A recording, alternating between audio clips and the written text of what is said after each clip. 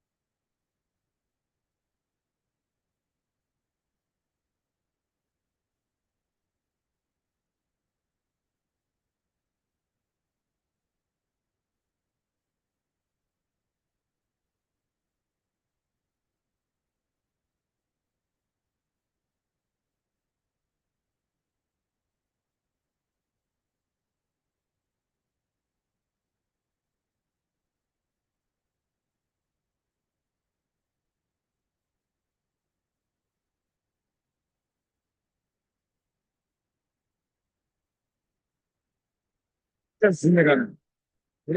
Eu gosto assim. Cara, assim. Tem, tem.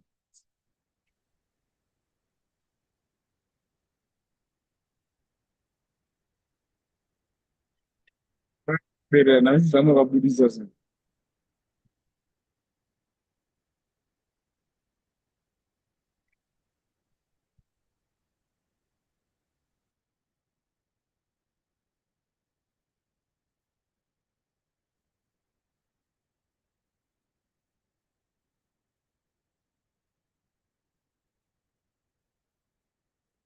Dormente, né?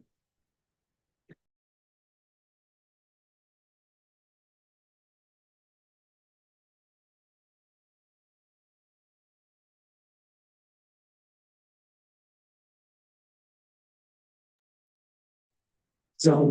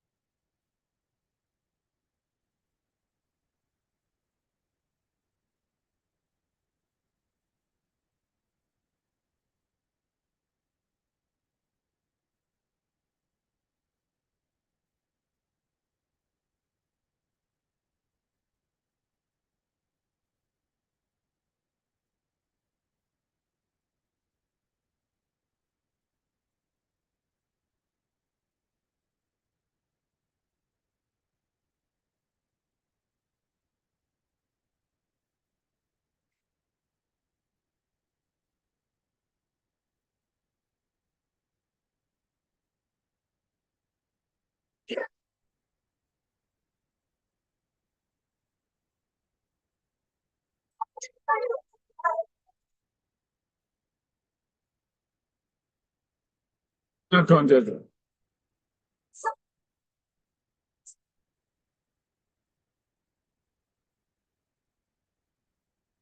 Sempre,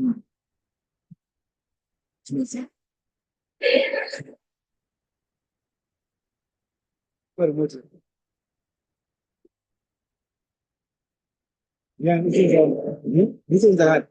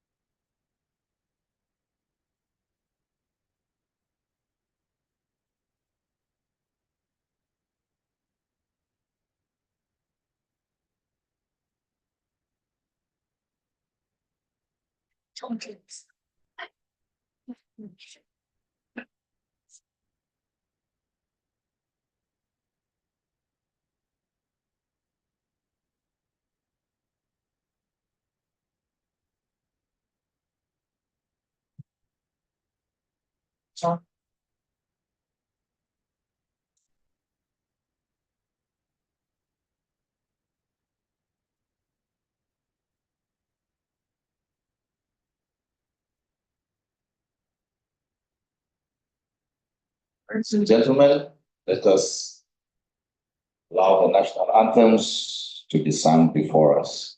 Set and sample.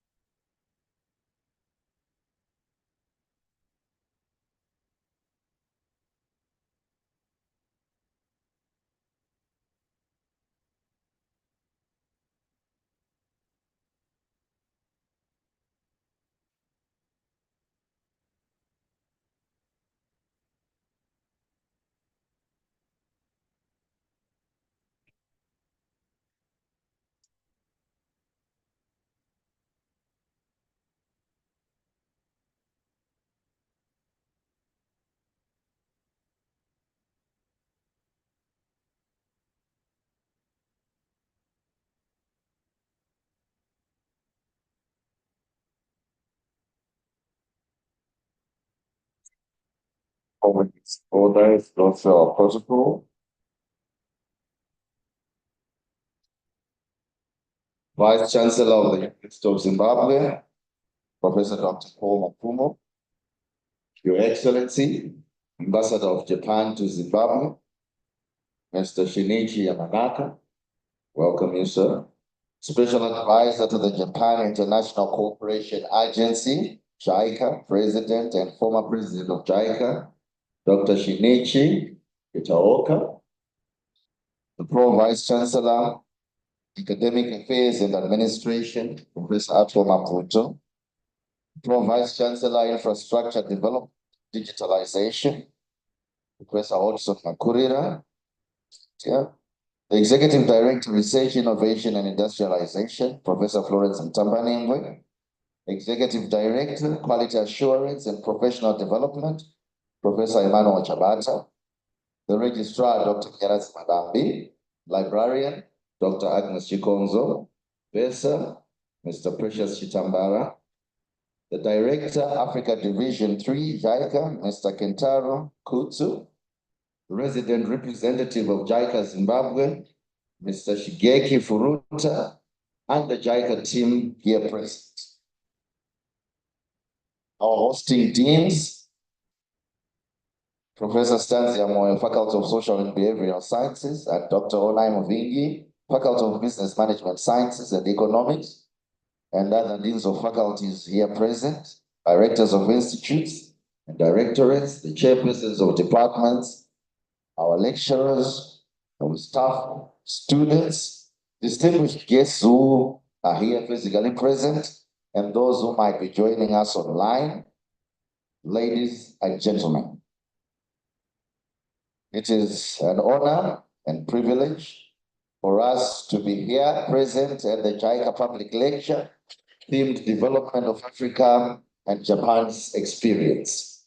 So without much further ado, may I call upon our esteemed Vice Chancellor, Professor Dr. Paul Mafumo, the University of Zimbabwe, with our motto, educating to change lives, to come and give his welcome remarks. Vice Chancellor.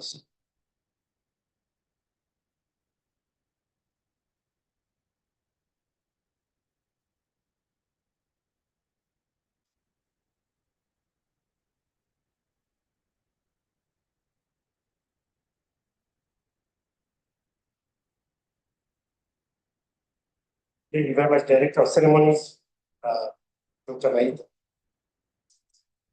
Your Excellency, the Ambassador of Japan to the Republic of Zimbabwe, is the Shinki Manak, Special Advisor, National Cooperation Agency, JICA, President and the former President of JICA, the Professor Shinichi Kitaoka, the Pro Vice Chancellor, Academic Affairs and Administration, Professor Maputo, the Pro Vice Chancellor, Infrastructure Development, Professor Makulira, Executive Director, Research, Innovation, Industrialization, Professor Florence Mtambaningwe, Executive Director, Quality Assurance, Professional Development,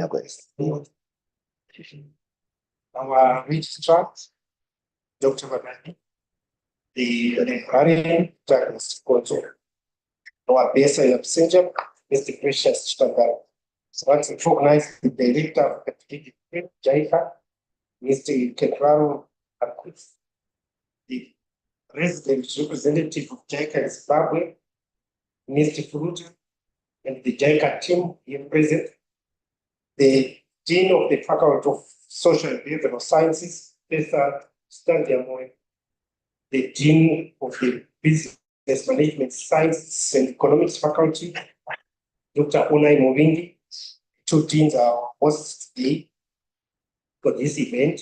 I want to recognize all the other deans present, senior government officials who are here with us today, the directors of institutes, chairpersons of departments, our lecturers and students who are here today, and those that are attending online, or distinct guests physically and online. Ladies and gentlemen, a very good morning to you all. I don't know what to hear if it is good morning or not. Good morning. Right, thank you. Right. Because this is a public lecture. It's not a ceremony. It's a public lecture. It's an academic engagement. So you have to see people breathing life into the auditorium, because that's what you are made of, isn't that so, students? Yes. So it is with profound honor that I welcome you all to today's public lecture entitled Development of Africa in the Japan CXP, to be delivered by the Professor Emeritus Dr. Smith Itao, a distinguished political scientist and current special advisor to the Japan International Cooperation Agency JICA president, and himself a former president of JICA. You are also here to witness the signing ceremony for a memorandum of cooperation between the University of Zimbabwe and JICA. This is an important milestone in the Japan-Zimbabwe relations. This lecture promises to stimulate discussions on topical issues of international cooperation and development, which are at the core of Zimbabwe's foreign policy and economic renaissance under the leadership of His Excellency, the President of the Republic of Zimbabwe. Is also Chancellor of this university, Dr. Emerson Mnangagwa. This undoubtedly means the international cooperation and development are of a strategic importance to Zimbabwe, and in particular to the rest of Zimbabwe as we seek to internationalize. This public lecture and memorandum of cooperation align perfectly with the strategic vision of the University of Zimbabwe, which is rooted in the heritage-based education 5.0 philosophy, which focuses on teaching and learning, research, community service, innovation, and industrialization. I must hasten to say that you will see that increasingly the University of Zimbabwe is hosting and also planning to host more public lectures. These are not just public lectures, these are lectures that should speak to issues strategic importance in terms of how the university creates a platform to advance the country's development aspirations and the aspirations for our people to move forward with our development agenda as a nation. So we will provide those platforms for engagement so that we see engagement with very senior people and our students. Our students should be privileged to learn directly from some of these senior distinguished statesmen, academics, and business people. And this will connect our students and motivate them or inspire as they undergo the process of research, innovation, and development for Zimbabwe's industrialization. I wanted to make that statement.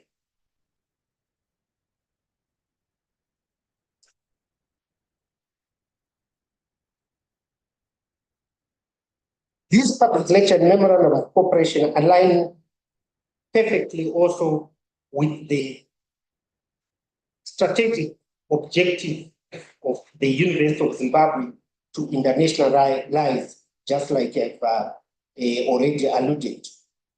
So we play a very key role as a university to develop knowledge, to package information, and to stimulate partnerships.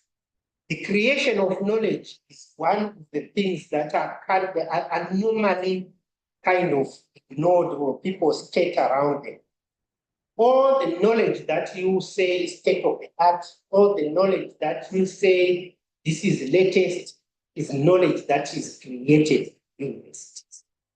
And that's what we seek. We have to be an active player as a university.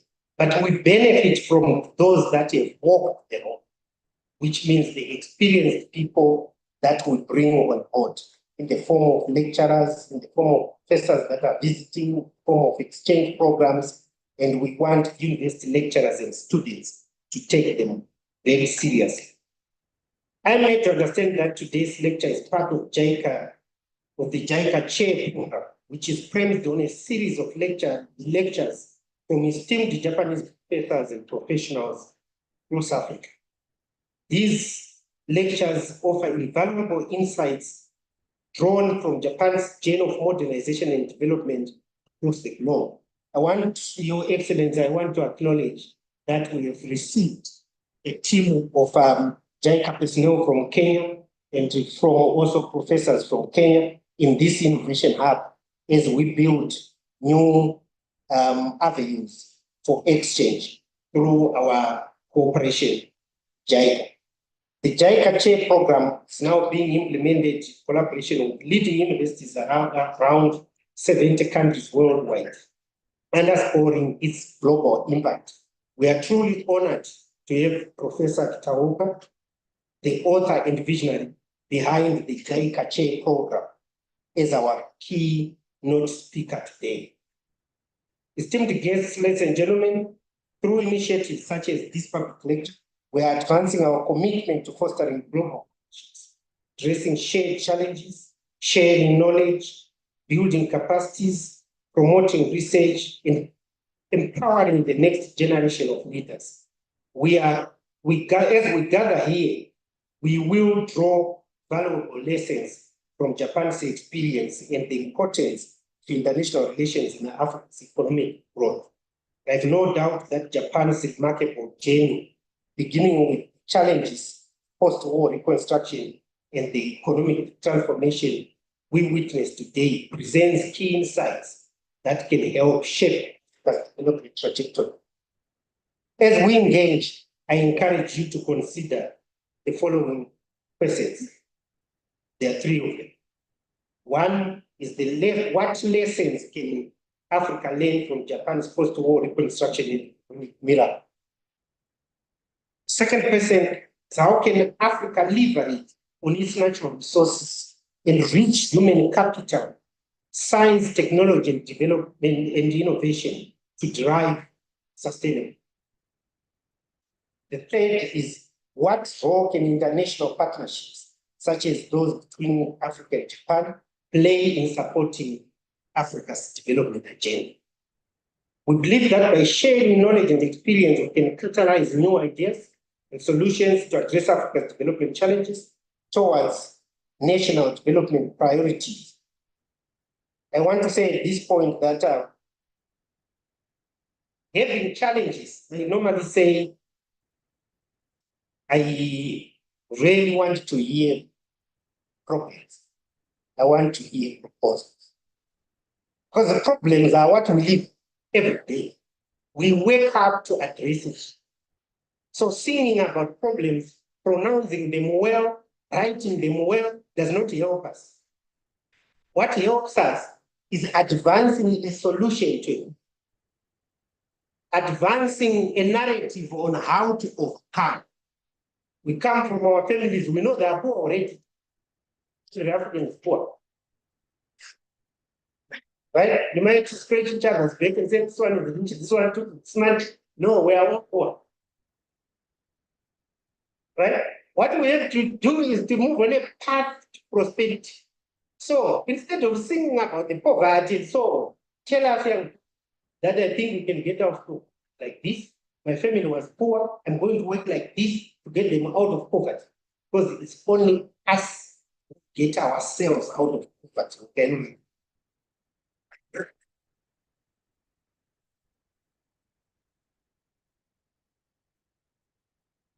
So this is the only way we can realize national vision, Africa's vision, and the SDGs, if you like. We participate in the United Nations processes, trying to build sustainable development goals, which we call call it Agenda 2030 in some spaces.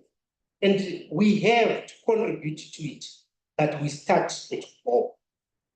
I think I want to conclude, ladies and gentlemen, by saying, allow me to extend my sincere gratitude to the Embassy of Japan, Your Excellency. Thank you very much. I know we have engaged before, and as you were muting about this day, and it is becoming a reality. And say our guest of honor, want to say, welcome to Zimbabwe, welcome to the new guest of Zimbabwe today.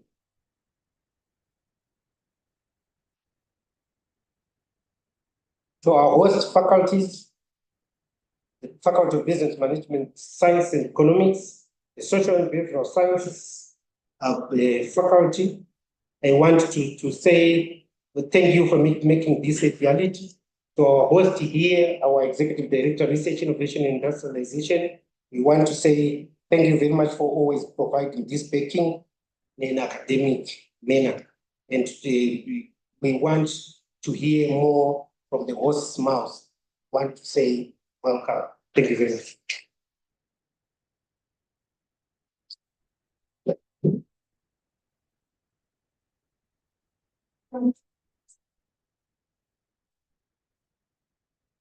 Thank you very much to our own esteemed Chancellor of the University of Zimbabwe. Ladies and gentlemen, let's give him a round of applause.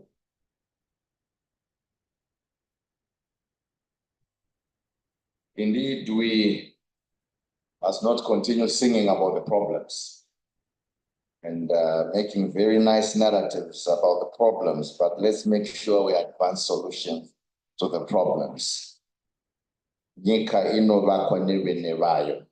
So the adage says, whenever Skaya spon a show, but Nyika inovakwa nevene vayo. Let's give him another round of applause, ladies and gentlemen. Thank you very much, Vice Chancellor, sir.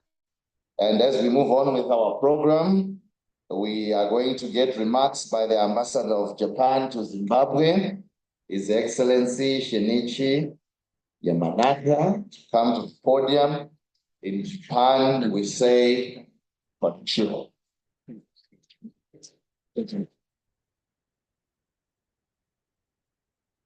Thank you very much, Director of Ceremonies.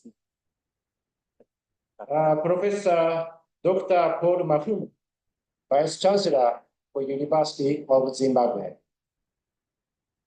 Professor Atwell Mavuta, Pro-Vice Chancellor. Professor Hudson Makurida, Pro-Vice Chancellor. Dr. Shinichi Kitaoka, Special Advisor, JAI. Executive Directors, other executives, deans and faculties, directors of institutions, chairpersons of departments, lecturers, students, ladies and gentlemen. Good morning. Banganani Akanak. Saribonani Roke.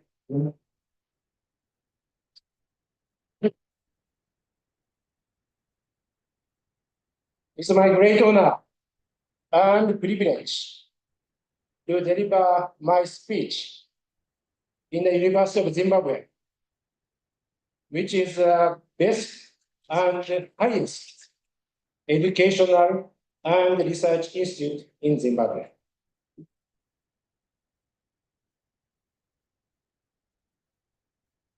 Firstly, I would like to express my sincere gratitude to deans from the faculties of science and behavioral sciences, also business, management, sciences, and economics, plus chairpersons of the relevant departments of University of Zimbabwe, as well as JICA Zimbabwe office, who have been working very hard toward making this important program possible.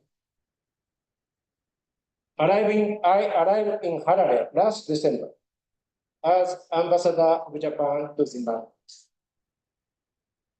and has been fascinated by rich culture and tradition of Zimbabwe, as well as a beautiful natural environment.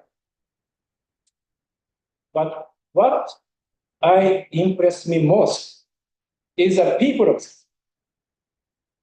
who are highly educated, gentle, polite, humble, friendly.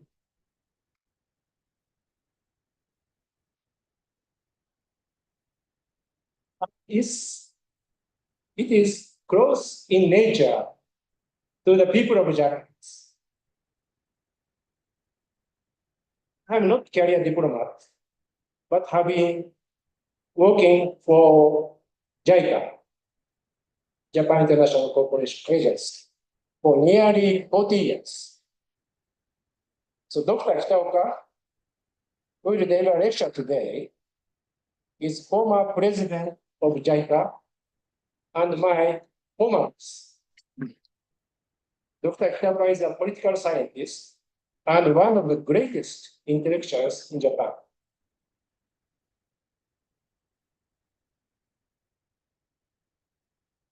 I admire his incredible amount of knowledge and insight, and he has a major influence on Japanese politics, diplomacy, and development cooperation.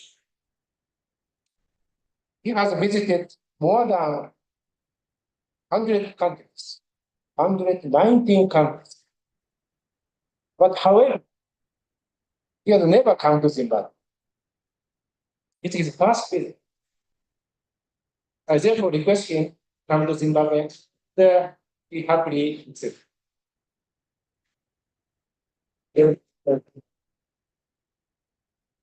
So taking this opportunity,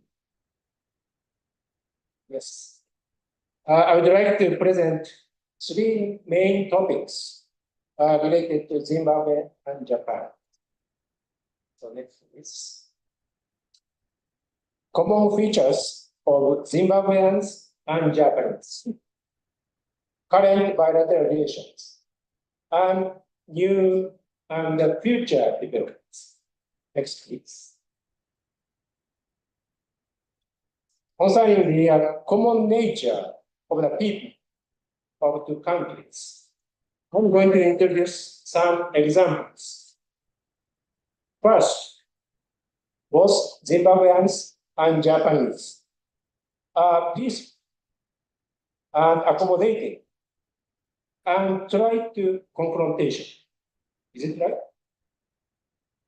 For example, we restrict honking our car horns, and this makes the street less noisy compared with other countries. Yes, please. Secondly, shops and various facilities are well organized and clean. Maybe these are the characteristics of diligent nations. Next, please. Thirdly, both nations are attentive and caring for other people. For example, when catching cold, it is common for us to wear masks due to care and consideration for our surroundings. In other countries, masks were worn during the COVID-19 pandemic, but now they don't wear them at all. Next, please. Fourthly, both Zimbabweans and Japanese show politeness before eating meals. I'm sorry, in Shonan. Itadakimasu in Japan. We also express appreciation after meal. Mazita in Shonan. Gochitosama in Japanese. Undebel also express similar way of greeting before and after meal. Zimbabweans and Japanese may be their nationals who shows a gratitude to those who prepare the foods. Next, please. I would also like to mention that some Shona and Japanese words are close in pronunciation. Elephant is the same, zone, in Shona and Japanese.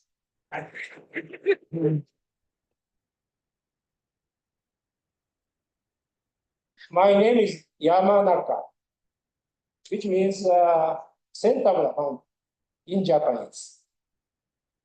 Many Zimbabwean people said, my name Yamanaka is easy to remember. It sounds like Shona, Makanaka.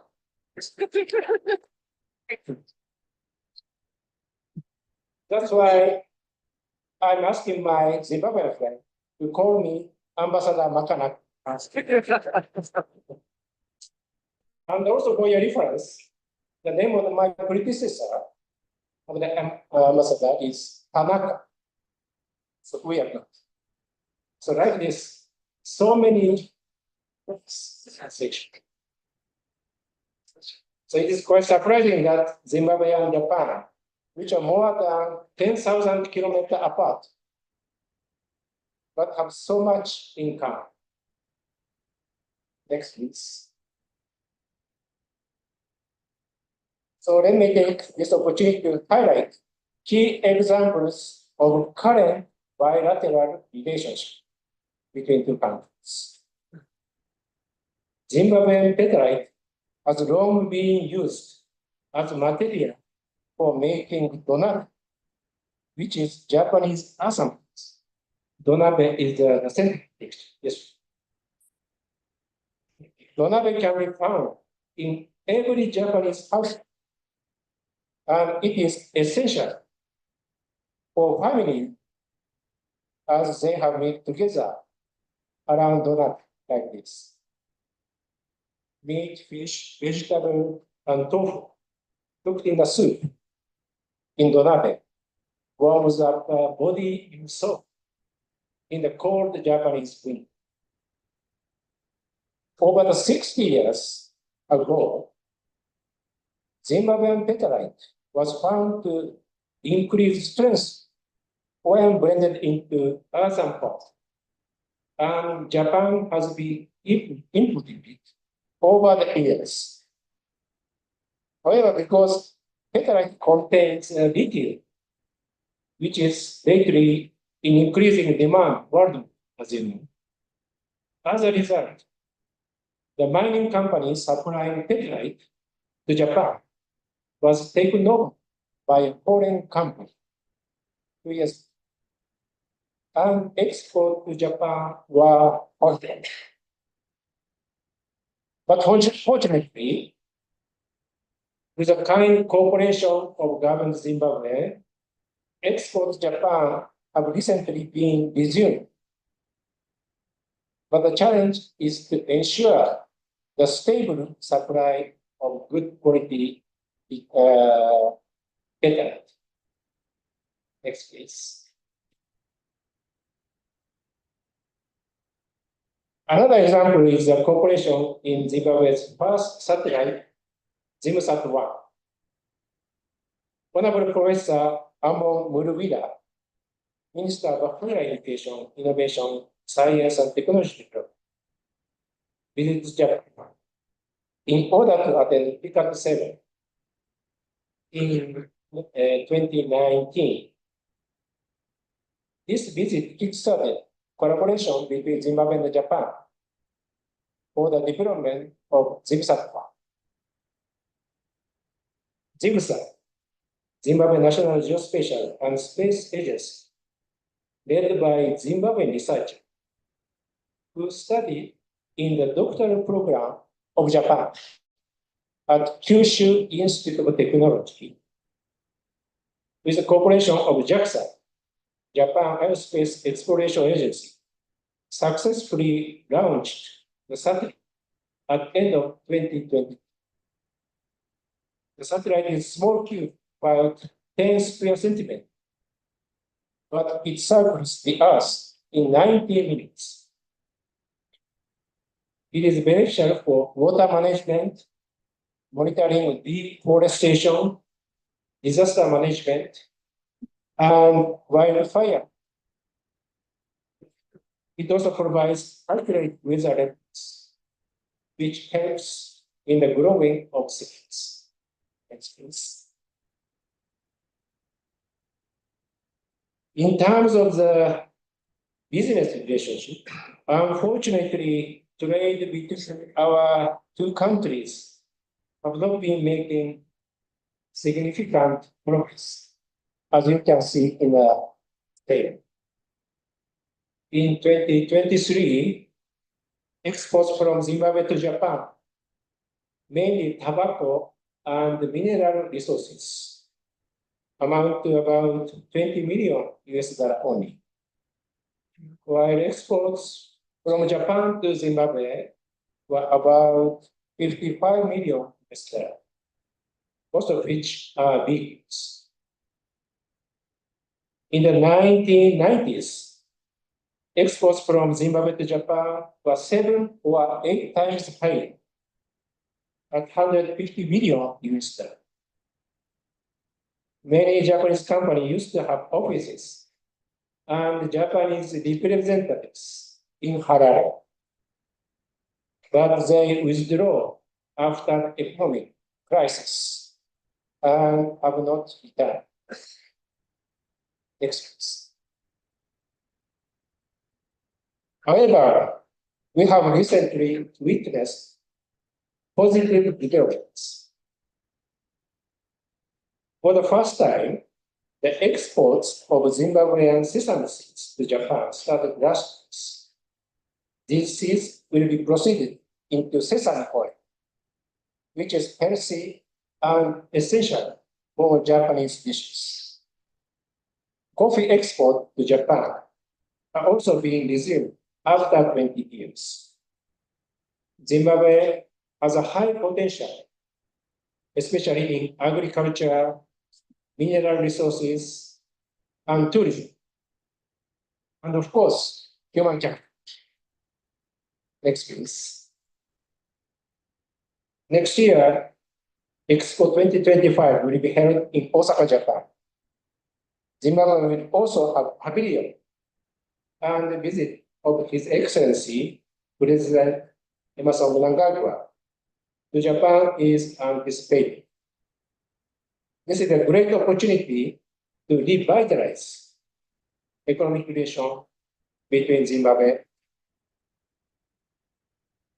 Lastly, I am confident that today's lecture by Dr. Kitao on the experience of Japan's modernization will be of interest to Zimbabwean scholars and future leaders who are present today, and will contribute toward strengthening cordial relations between our two nations. Thank you very much. Attendance, everyone.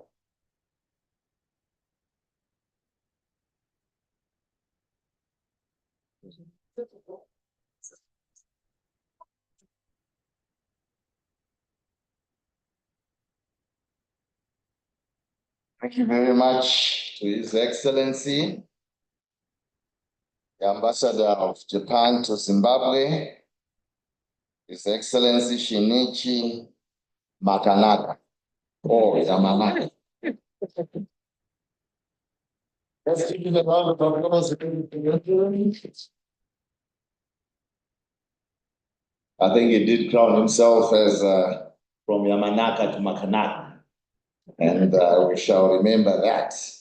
And indeed, it was quite a joy to get to be taught some Japanese words. We have always, had this amazing intuition to say the Japanese names, the way they are written, they follow the Shona pattern, and we thought they meant the same thing, but we've also realized they do mean the same thing in certain instances. And actually dovetails with my experience in Japan some years ago.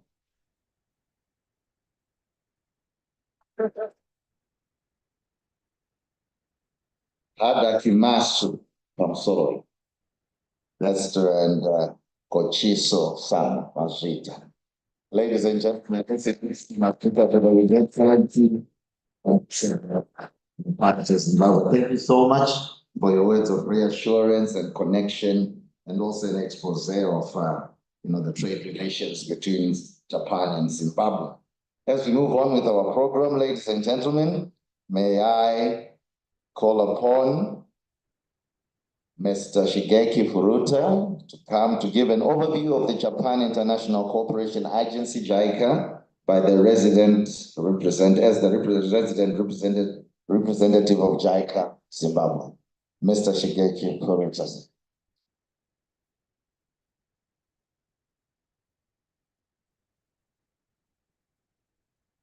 Thank you very much, Master of Ceremony.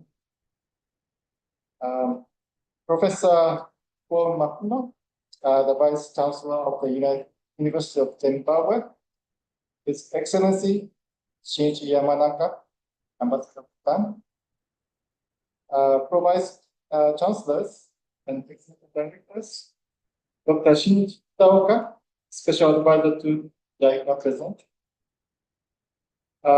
deans and faculty members and directors of institutes present, all the students here present, members of Embassy of Japan and JICA, distinguished guests, ladies and gentlemen, good morning.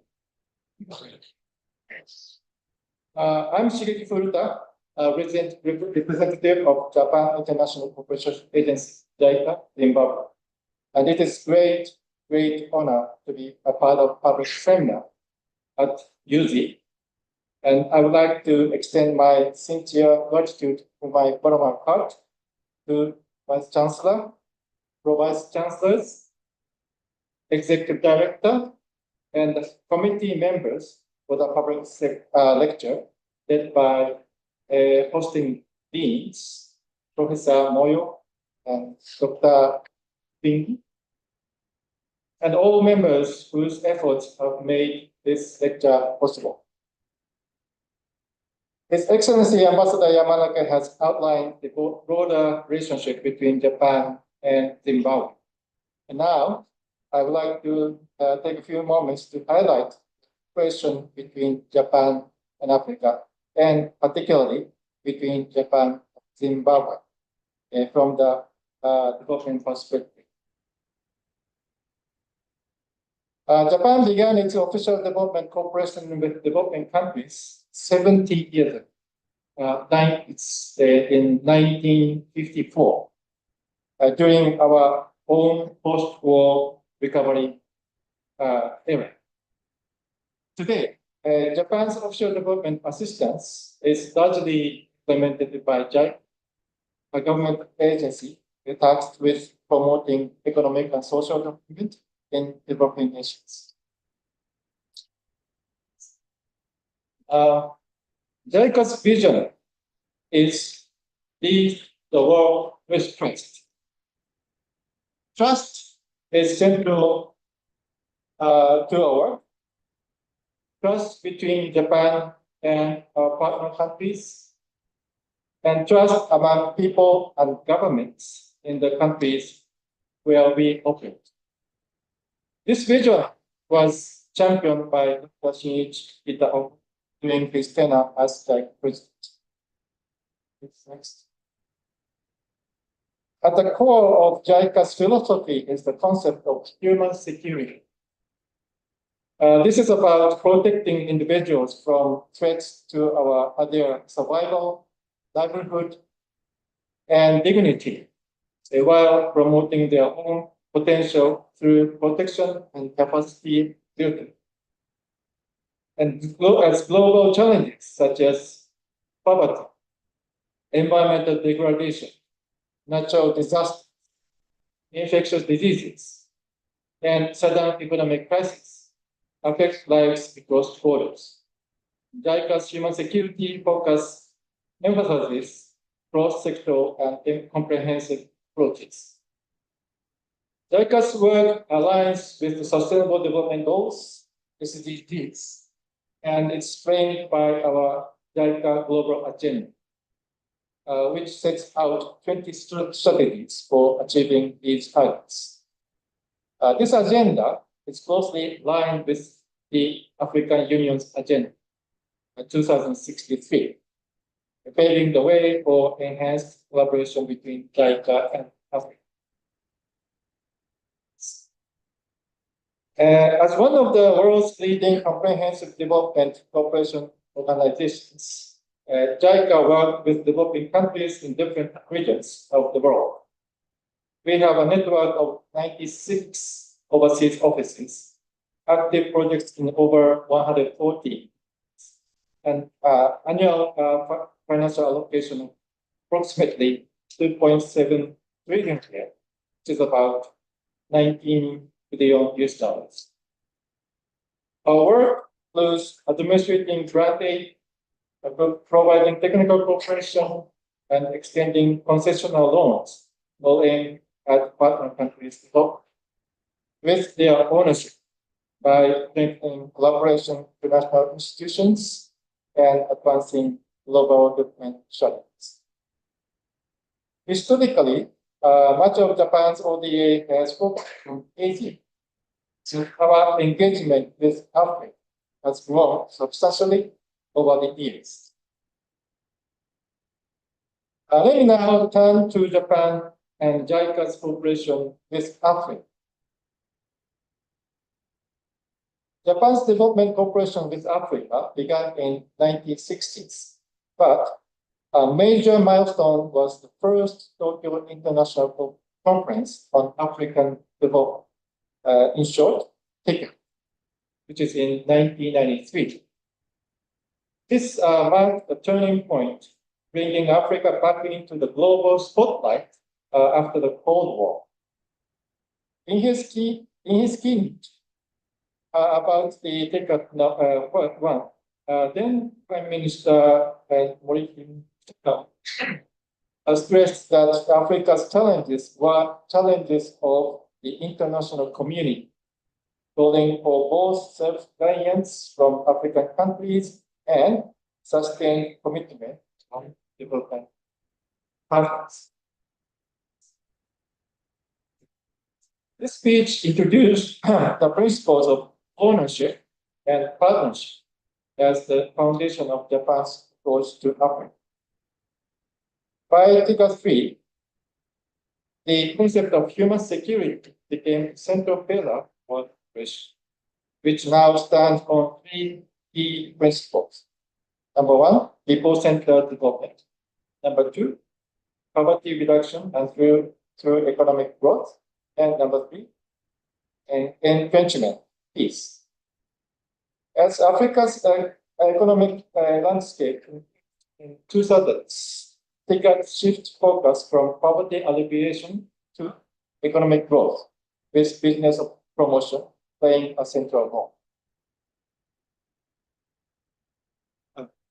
Today, TICA is a cornerstone of Japan-Africa relations, growing into a prominent platform for African voices, with the African Union joining as co-organizer since TICA 5, 2013. The next TICA summit, TICA 9, will be held in Yokohama, Japan in 2025, next year. And this is the photo of TICA 8, the last TICA in Tunisia in 2022. With TICA's growth, JICA's contribution to Africa have expanded significantly. We have implemented major initiatives in agriculture, infrastructure, and human resource development, often in collaboration with African Union Development Agency of them. JICA has also made substantial progress in areas such as health, education, water, and environment, where our partnership with African nations spans decades.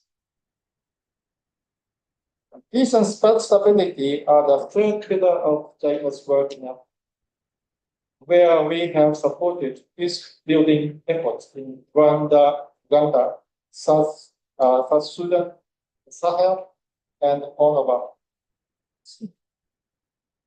Now, let me shift to JICA's cooperation with Zimbabwe. Japan's development cooperation with Zimbabwe began soon after the independence, 1980. This partnership started with training programs in Japan, followed by technical cooperation and concessional loans in the early 1980s. Despite a pause during the economic and political instability of the 2000s, JICA resumed its support in 2010s, which continues today. JICA's cooperation with Zimbabwe is guided by three pillars. Number one, promotion of economic integration within the Southern African region. And number two, effective utilization of resources. And lastly, assistance for the human security of people in poverty. In the first pillar, JICA has supported the North-South corridor development to enhance economic activities and improve transport efficiency. A major grant aid project was completed in 2021 to improve the northern section near Chiguni, with the second phase set to commence soon. We are also working on technical cooperation to improve border management, Chirundu and Whitebridge, facilitating faster and more cost-effective cross-border trade.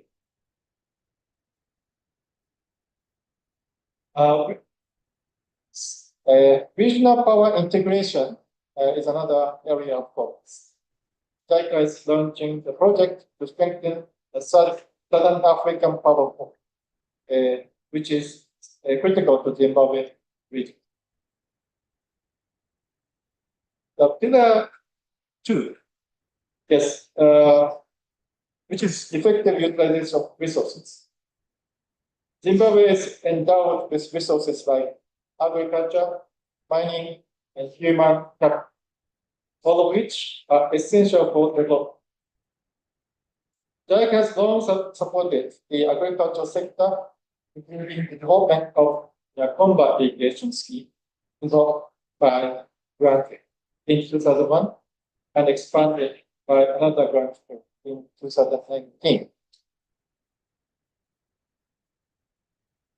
Our flagship project, ZimShare project for Zimbabwe, smallholder horticulture empowerment and promotion, is aiming to develop both technical and managerial capacity of farmers to practice a unique way of market-oriented farming called share. Smallholder farmers trained take farming business and changing mindset from grow and sell to grow to sell. The project has already covered model irrigation schemes in 8 provinces, and it shows their impact with the fact that trained farmers have gained their incomes. Mission Agriculture is now confident to improve income of smallholder farmers with SHIP approach and committed to scale up SHIP to wider areas by incorporating SHIP approach into their ministry's various projects. Since 1990s, JICA has been conducting rice cultivation programs with its cooperation to African countries, aiming at ensuring food security and promoting livelihood of African people.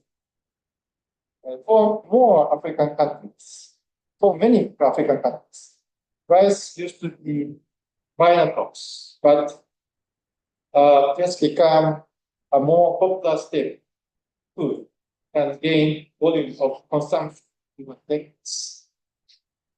Zimbabwe is not exceptional, and 80% of rice is imported in the country. JICA started a cooperation with the Ministry of Agriculture for rice production from last year by inviting Dr. Tsuboi, a renowned and experienced rice expert in Zimbabwe, to introduce Nerita. Nerita stands for the new rice for Africa. It is a kind of rice made through crossing African rice, which is resistant to disease and drought, with Asian which has a high yield. Based on very successful result of demo cultivation in various places across the country in the last cropping season in Zimbabwe, we are going to put our cooperation into full swing for 3 years to support Zimbabwe. The project aims to establish a market-oriented rice production strategies, to identify suitable areas of rice cultivation, and to identify cultivation technologies, variety, price of Otepa.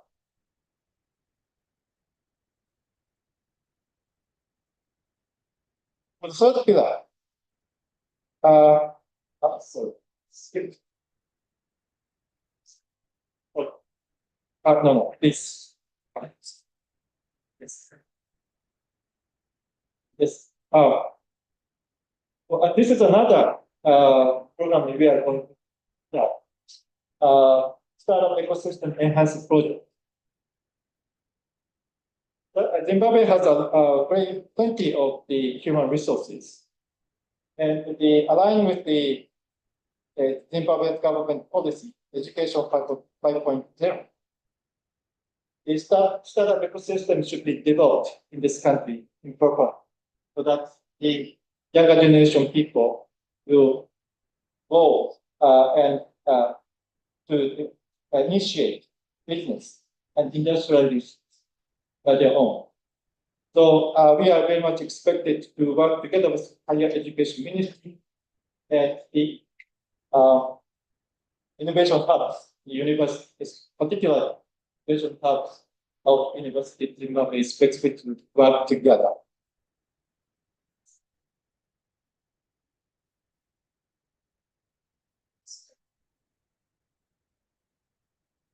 This is another program called Platinum, in short. But this project is focusing on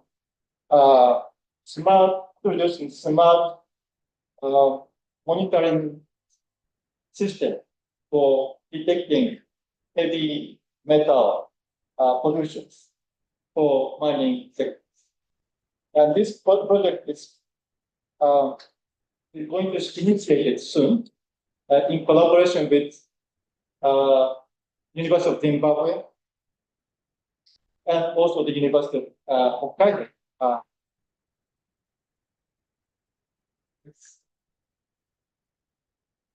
For the third pillar, assistance for the human security of people with poverty.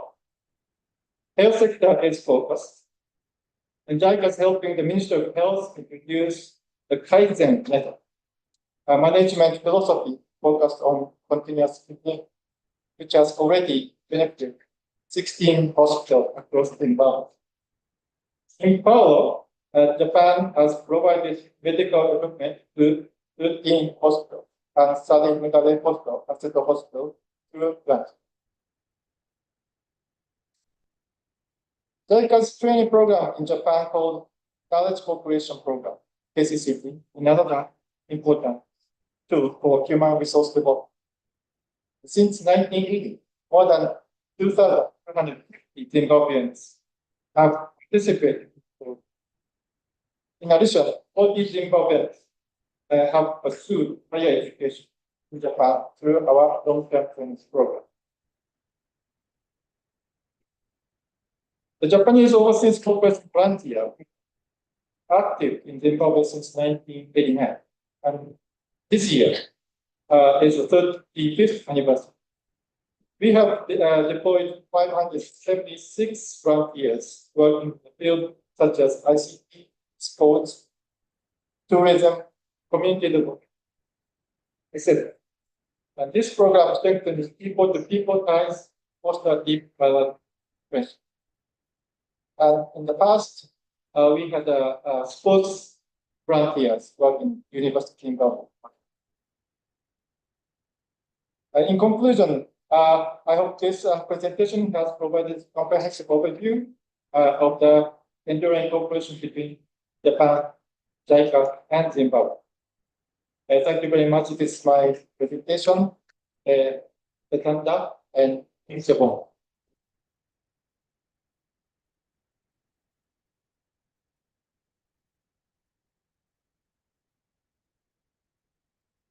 Thank you very much to Mr. Shigeki Furuta. Another round of applause, ladies and gentlemen.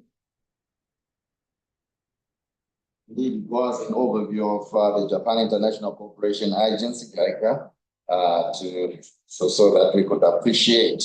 Without, as we move on, without further much ado, move on with our program. May I call upon Mr. Kentaro Akutsu to come through. He's the Director, Africa Division 3 for JICA, to introduce our guest of honor.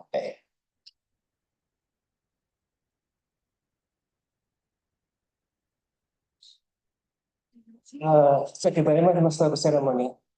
And the Vice Chancellor, Professor Dr. Paul Makufumo, also His Excellency Shinji Yamanaka, Ambassador of Japan to Zimbabwe, Pro Vice Chancellor, Professor Atuel Mamubuto, Pro Vice Chancellor, Professor Hodson Makubita, and Executive Directors, Deans, and faculty members, students, distinguished guests, ladies and gentlemen.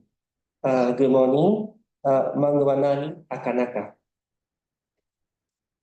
So I am Kentaro Akutsu, the Senior Director of the JICA Headquarters Africa Department, in charge of our JICA's cooperation with government of Zimbabwe.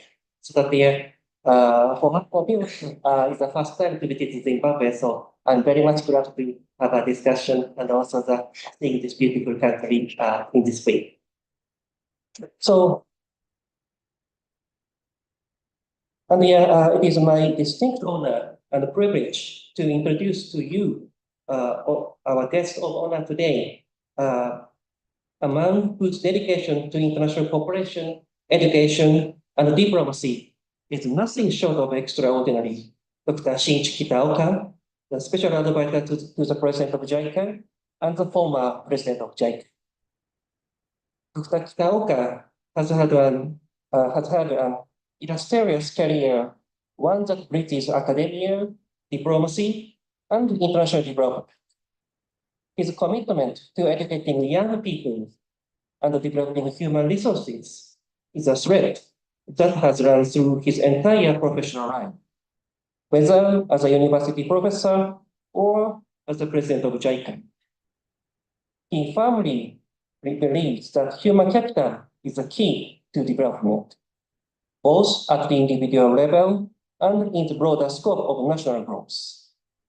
In this view, the connections we form through people-to-people links are not just important, but essential in international relations, diplomacy, and in sustainable development of nations. Dr. Kitaoka's philosophy of development draws deeply from Japan's own experience. Japan, as many of you know, was the first non-Western country to become a developed nation. It is a country that has achieved a unique balance between honoring its rich traditions and embracing the modern world. More importantly, Japan rebuilt itself from the devastation of war, and in doing so, has become a model of peace, democracy, and international cooperation. Dr. Kitaoka believes that Japan's development story offers valuable lessons for countries across the world, particularly developing nations. One of the many initiatives that Dr. Kitaoka spearheaded during his time as JICA president was the JICA Chair Lecture Program, which we are all here to participate in today. His strong belief in sharing Japan's experiences with the world led to the establishment of this program, now implemented in over 80 countries globally. The JICA Chair Program is designed to foster dialogue, understanding, and cooperation between Japan and partner countries, focusing on how the Japanese experience can serve as a reference point for development strategies in various regions. Dr. Kitaoka's academic and professional career is equally impressive. He holds a BA and a PhD from the prestigious University of Tokyo, where he later became a professor.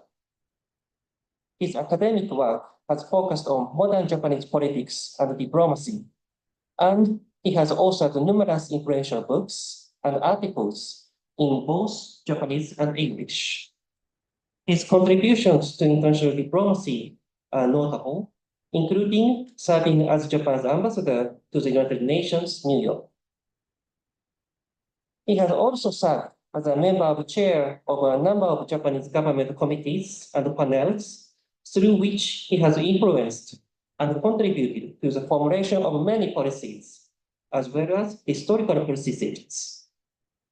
In recognition of his contributions to academia, diplomacy, and international cooperation, Dr. Kitaoka has received numerous awards, including the prestigious medal with Purple Ribbon in 2011 for his outstanding academic achievements. So, ladies and gentlemen, we are indeed fortunate to have with us today a visionary leader whose life's work has been dedicated to education, diplomacy, and development. It is great pride that I introduce to you Dr. Shinichi Kitaoka. Thank you.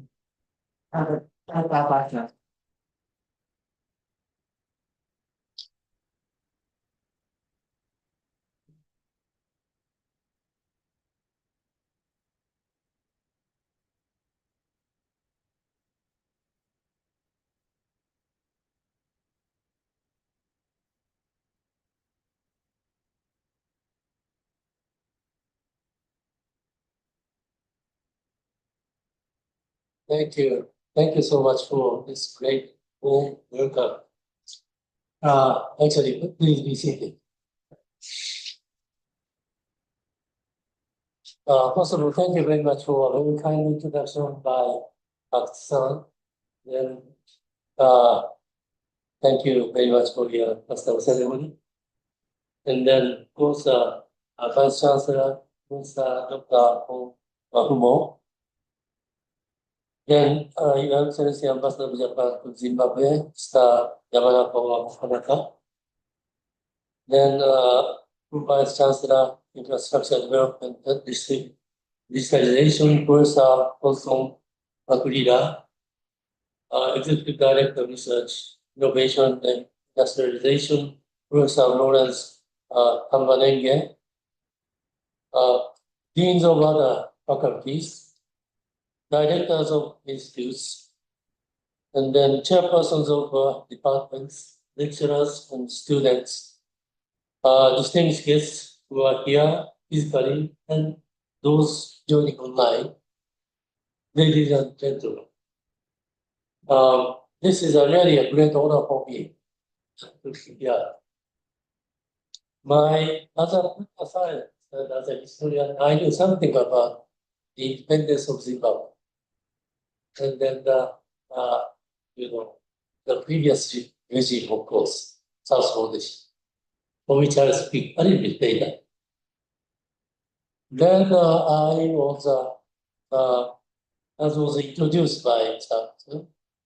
I was appointed to Ambassador of Japan to the United Nations in 2004. Because it was a kind of jump from academia to the practitioner. Before getting appointed, really, I just made a visit to see what the situations are around me.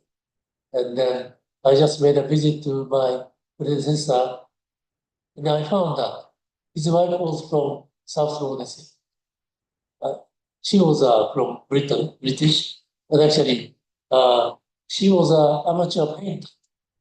So she had displayed many pictures of this country. And I had a feeling of the beauty of this country already. It was in February 2004. I remember this with a lot of good memories. Then some jump. In 2016, I had a chance to see with your former president, when he made a last visit to Japan in 2016. He was already quite aging, old. I wondered if he was during our conversation, he was occasionally credited. But actually, as a historian, I wanted to know to speak about his earlier experience. Okay, as a leader of an independent movement. At that time, he just woke up and then spoke clearly about what he had experienced. That was probably the best time of his life. As I was introduced by Masada, I have visited 119 countries already, but this was the first one. So it's a long journey for me to be here. And it's really honored by this very warm welcome and also the singing of national anthem of Japan. I really thank, and I was almost moved by that. But this is a physically very long journey for me. I went to Ukraine, and then I went to Poland. I came from Poland to here. I slept 3 nights in the airplane, and then 2 nights on the train. So this is a terrible trip. But anyhow, it's still rewarding. Now, I'm, as I was introduced, I have been chairing. I have been giving lectures to many countries, in many countries, in which people are interested in Japan's experience. That's the talk I'm going. Then I believe that there will be a plenary session in which you can ask questions and I can answer to you. When it comes to the very detailed question, then the Professor, Mr. Furuta or Professor Yamanaka may be able to respond better. In that case, I will name you to respond. Okay. I just would like to speak about Japan as a civilization. You know, first of all, it starts with pre-modern times.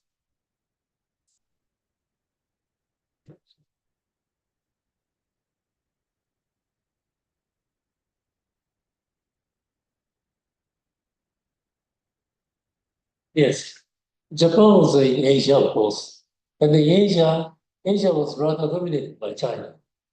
So there is a kind of Sino-centric order, Asia, and in the center of the East Asia was China, surrounded by other countries, which are tributary countries. The tributary country may show their respect to China, and then by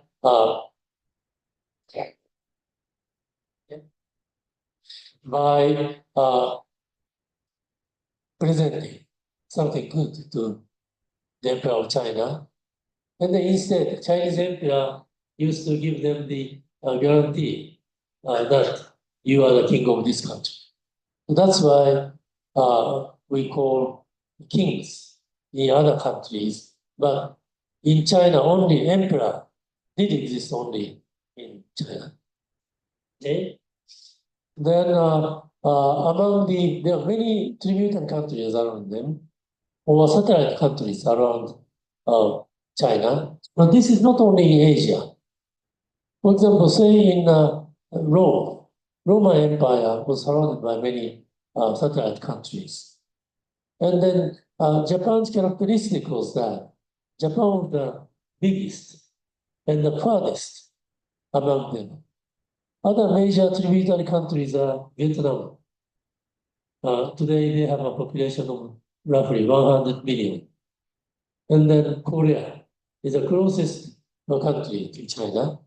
And then Korea has, roughly speaking, 60 million population today.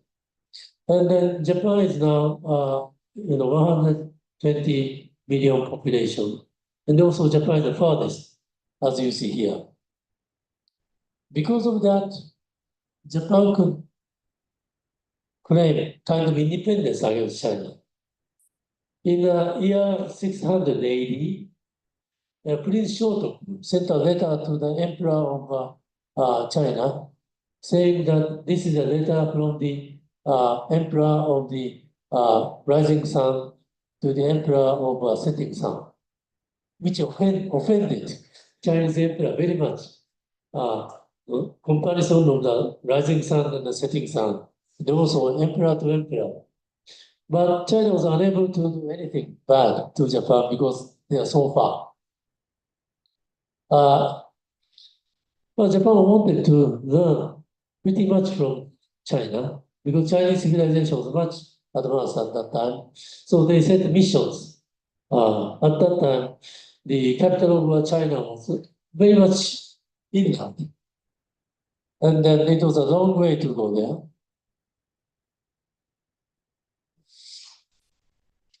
Therefore, there was a time, there was a kind of a series of time of, communication with China, a lot of communication with China, and relatively few communications with China, in which the Japan relatively closed the door, particularly when China was in confusion. China was in confusion many times.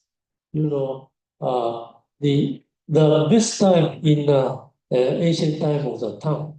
Tang dynasty was the most prosperous and the longest, with which Japan communicated quite a lot. Sui was also the important one, but this was very short-lived. Okay, within this time, Japan communicated a lot, but in the time of relatively closing the door, in the time of few communication with China, there was a maturization of the civilization in Japan of its own. For example, typically, in 8th century, Manyoshu, a compilation of the poem, was completed. This is a marvelous heritage of the civilization. Manyoshu literally is translated 10,000 leaves, not 10,000, but it actually has a collection of the 4,500 poems. And another remarkable thing was that this included the poems made by the emperor, empress to common people. Common people without any name was included in this poem. In other words, people who are able to create excellent poems are treated equally. The other thing, 19th century, the Tales of Genji was written. This was what is the oldest, the longest novel written by a female author. And this is a love romance. Okay, there are many novels in the world, including the Homer in Greek time. But most of the literatures were written by men. And then about fighting and then war. But this is love romance, written by a female author. Her identity is unknown. But certainly this was loved and respected by the people. So this is, continuously read by the people. This is, televised this year again. Because of the distance, there was a few fightings between Japan and China. The one was an invasion by the Mongols. Mongols then took over China and tried to make an invasion to Japan and failed by the courageous fighting of samurai or bushi or warriors. And then at that time, from 15th century to 16th century, Japan was divided into many feudal domains. Many feudal leaders competed each other. This was a time of another opening of the window to foreign countries. This time, what's very important was a contact with the Western civilization by Portuguese and Spanish. They brought guns like this one. At that time, this was a gun. And then, because of the terrible competition among them, Japan became, according to the special researchers, Japan became to possess more guns than any country in the world. In that sense, Japan was the biggest military power at that time. But this period was ended by the establishment of a new government by Tokugawa family. Tokugawa Ieyasu was the founder of this Tokugawa system. And then national politics, central politics was all handled by Tokugawa family, and the capital was in Yedo. But there are two remarkable things. One is that there was an emperor in Kyoto. And the emperor did not have real power, but he has a prestige. He has an authority. So everyone wanted to have support from the emperor. That's why imperial system remained until today. Today's imperial family was scholarly. It is estimated that it was the first imperial family was created in 4th century or 5th century, so it is continuous today. It's a remarkable kind of thing. And then he had such a prestige, so no one wanted to get his power, to get the power from him. But most of the people, most of the leaders wanted to have support from the emperor. That's why it remained. On the other hand, Japan's emperors are not dictators. Their role was to maintain the civilization, culture, and to pray for the people. So they are not, money makers. They are not conquerors, but they just try to pray for the people and maintaining the culture. Then another very important thing was the seclusion policy. At that time, Japanese leaders thought that the contact with Western countries is dangerous because they are willing to establish Christianity to Japan, which was contradictory to the Japanese religion. So they just shut out the door against Western countries with only one exception, which is a Dejima in Nagasaki City. Then there, as you can see, the national flag of Netherlands. This is only opening window to Dutch people alone. Because Dutch people are more interested in money making rather than religion. So if it was decided a few decades later, then probably this could be British. But at that time, this was a high time of Dutch people in trade.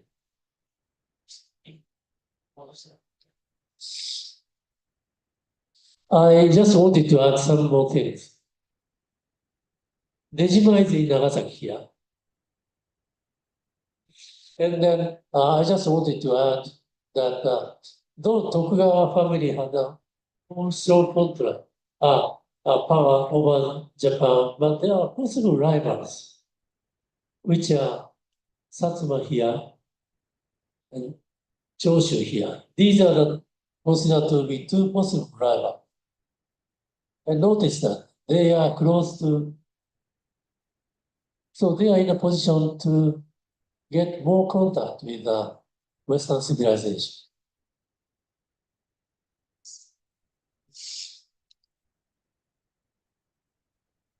So this Edo period continued for more than 2 centuries, 260 years, and without big fightings within it. Peace continued for more than 2 centuries. Can you believe that? I don't know any place or any time the peace continued for this long. There are a lot of things took place from this one. First of all, peace dividend. I just wanted to pick up the peace dividend. First of all, population grew. Population growth from the 1600 to mid Edo period, 1721. The calculation was not really accurate in year 1600, but there was an accurate accumulation in 1721. And then it was roughly twice. Because of the introduction of some fertilizer, and also primitive machines. But it came to a stagnation after that. I omit reason.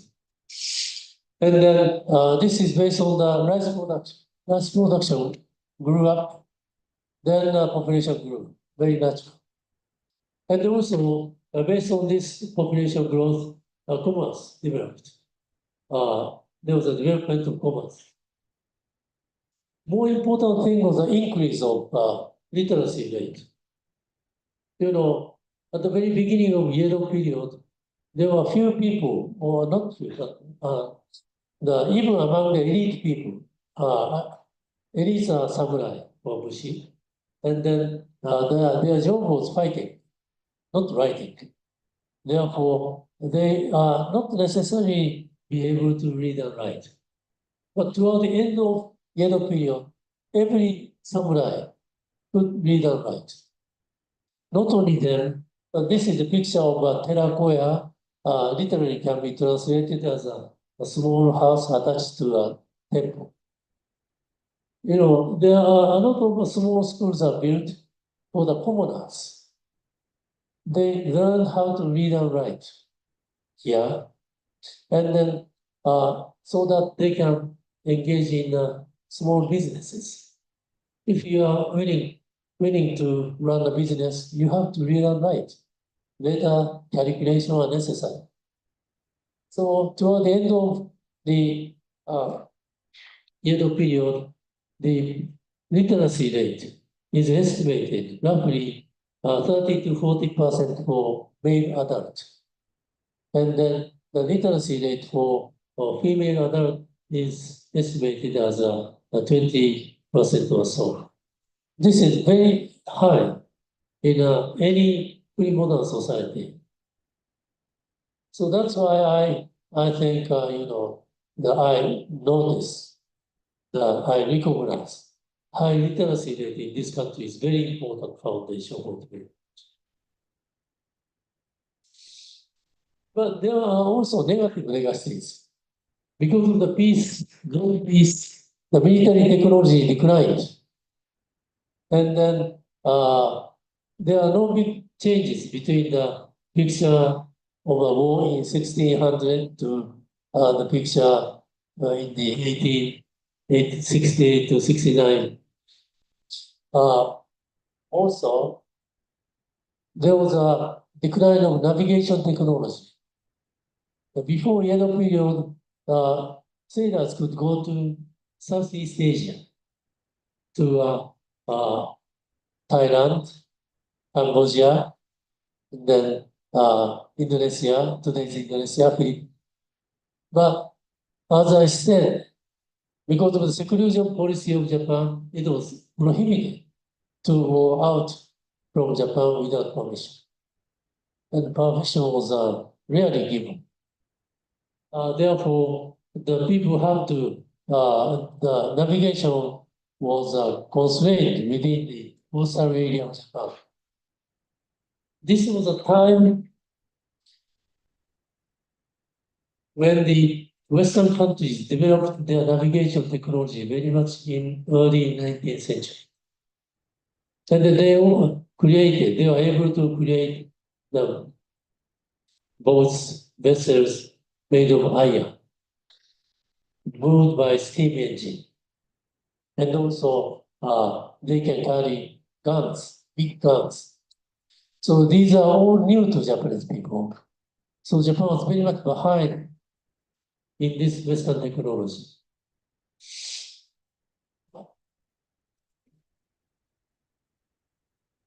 Therefore, that's why the Japanese government decided that they have to open the countries reluctantly.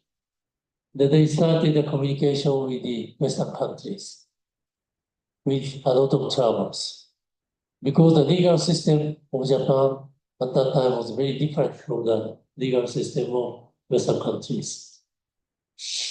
For example, yes.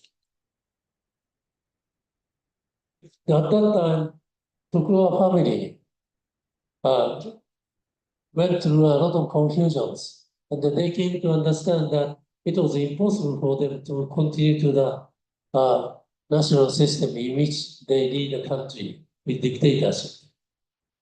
On the other hand, there was a rise of the southwestern domains, as I said. Choshu and Satsuma, which are closer to Nagasaki. They were on the rise because they could import the weapons and vessels from Western countries easily. Then they thought that the Tokugawa shogunate decided to change the system. Then they just wanted to create a council of important feudal lords with the leadership of the Tokugawa family. So this is the end of Tokugawa system in 1867. And then this is a picture of the opening of Parliament in 1890. So you can see that within 22 years, everything changed. Just look at the clothes and with a rather strange hairstyle. Here, in this opening ceremony of the Parliament, they wear all Western dresses. And then with a hairstyle.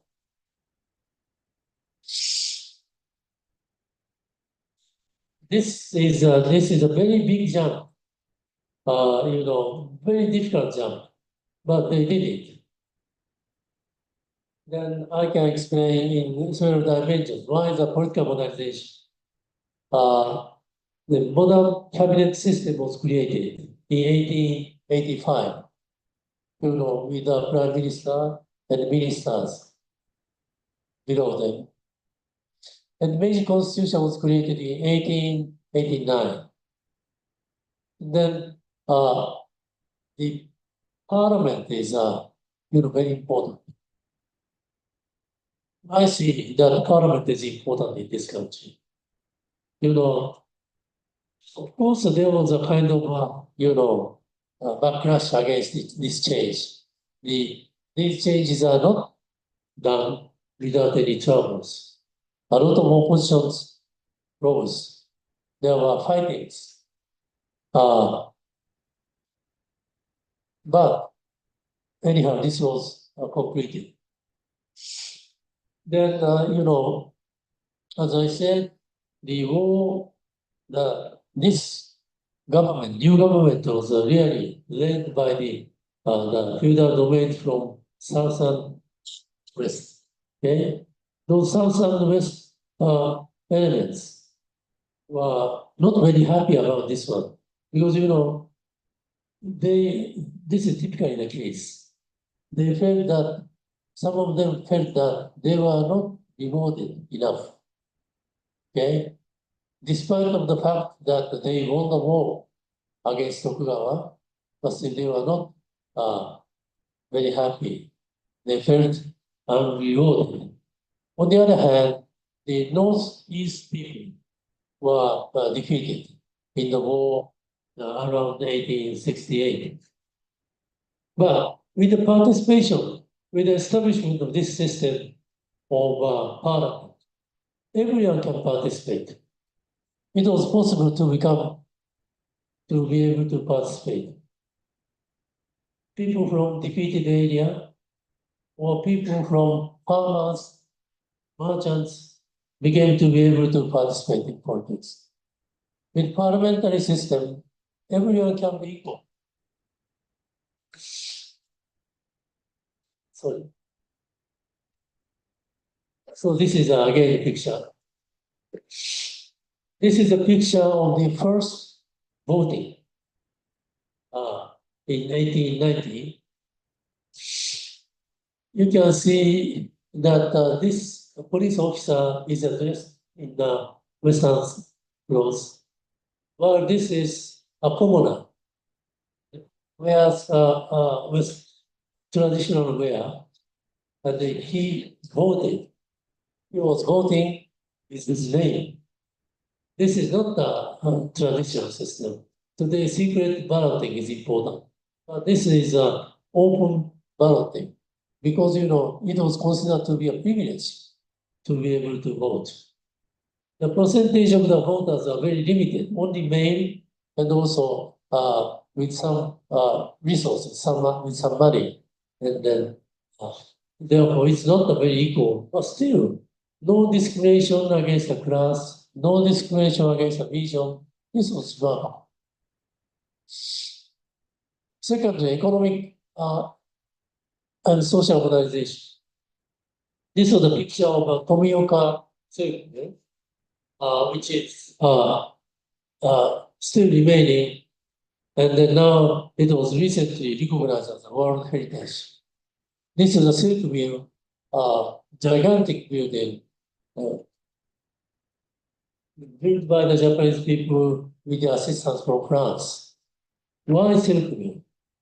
The government and the people of Japan tried to search what kind of thing we can export. They came to find silk is a likely future hope. Then that's why they invited people from France, and then they established this one. And then, before becoming an export country, Japan made a lot of effort about what kind of things can be exported to foreign countries. Railway was also built within 5 years after Meiji Revolution. And then railway was a very difficult and expensive one. Then the first railway was built in Asia, in India, by the British, followed by Dutch people in Indonesia. Japan is probably the third. But actually, Japan did it by making a lot of investment over there. By the way, Japan tried not to borrow too much money from foreign countries. Okay, up until Russo-Japanese War. Because, Japanese samurai went to Europe to learn many things. They went on to Shanghai, Hong Kong, India, and then Suez, Egypt, and the Mediterranean Sea. They learned many ancient civilizations are under the rule of British powers, French powers. That started with borrowing too much money. So it was their lesson that do not borrow too much money beyond our capacity. And then in 1880s, the first VIP who visited Japan was Ulysses Grant, who was a former president of the United States. He gave a lesson to Japan. He talked with the Meiji Emperor and he told him not to borrow too much money from foreign countries. That's dangerous. So Japan just issued 2 bonds in foreign countries before the World War. One was to construct railway. The other was to pay the compensation money to the samurai, which was abolished. With the abolished, they paid some kind of retirement money. Of course, Japan paid a lot of attention to education. This was only possible with the high literacy rate, which already existed in Japan. That's why, again, I repeat, I think high literacy rate in this country is a very important foundation. This is still remaining, beautifully built elementary school. And then this still took some years. But in 1905 or so, it came to almost 100. But Japan had been discriminated by the Western countries in many ways, particularly on 2 notable things. One was that Japan did not have the autonomy on deciding custom duty. So the custom duty, when we import Western goods, we can apply some custom duty to get some money from this taxation. This was made very low by the Western powers. And of course, we have no control over the custom duty of French or so. So the custom duty at that time, internationally, custom duty was pretty high. In Germany and the United States, custom duty was about 30% or more of their national revenue at that time. But in Japan, it was made very low. Therefore, Japan had to struggle with the money making. And then, in order to another discrimination was extraterritoriality. That means when the foreign people commit a crime, they are judged by the foreign council. Japanese legal system cannot be applied to them. So this was very unfair. There are many, crimes committed by the people. I'm not saying all Western people are bad, but actually to those areas, many people from Western countries are adventurous merchants. They are not very law-abiding people. There are a lot of crimes without being punished by legal system. In order to wipe out this kind of discrimination, they thought that we have to show our power. That's partly we fight with China.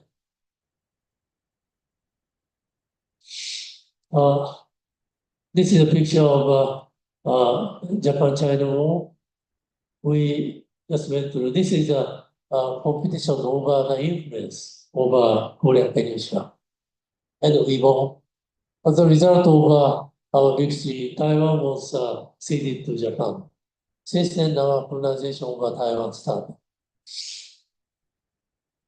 Yes.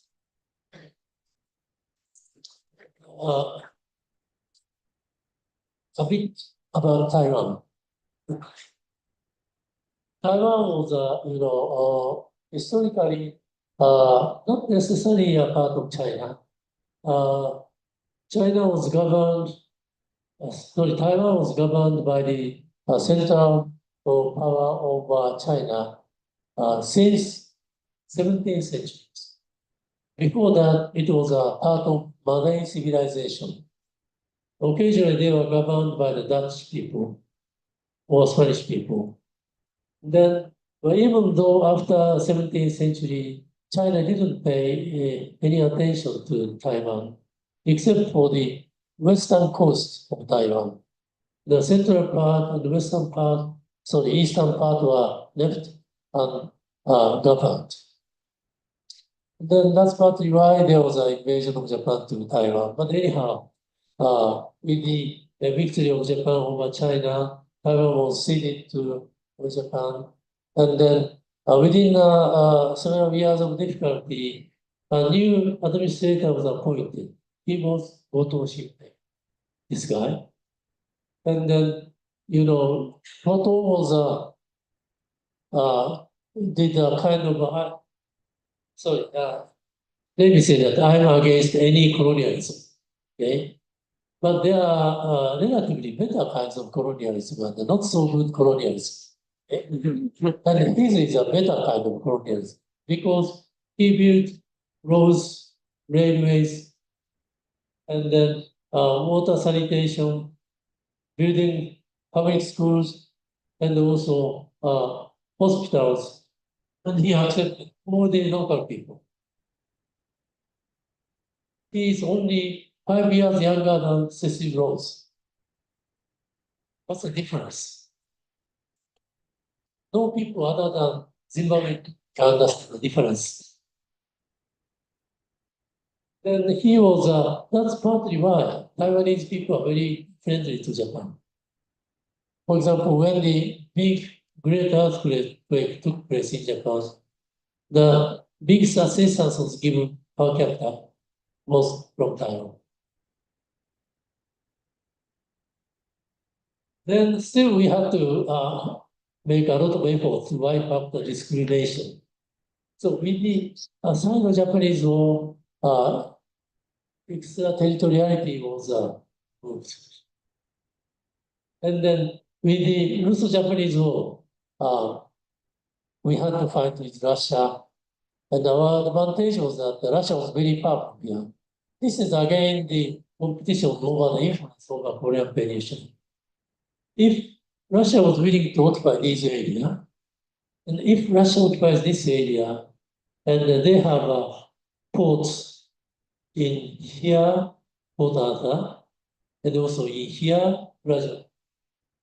If they have a fleet over there, because Russia is much stronger than Japan, then Japan's freedom of navigation would be a difficult situation.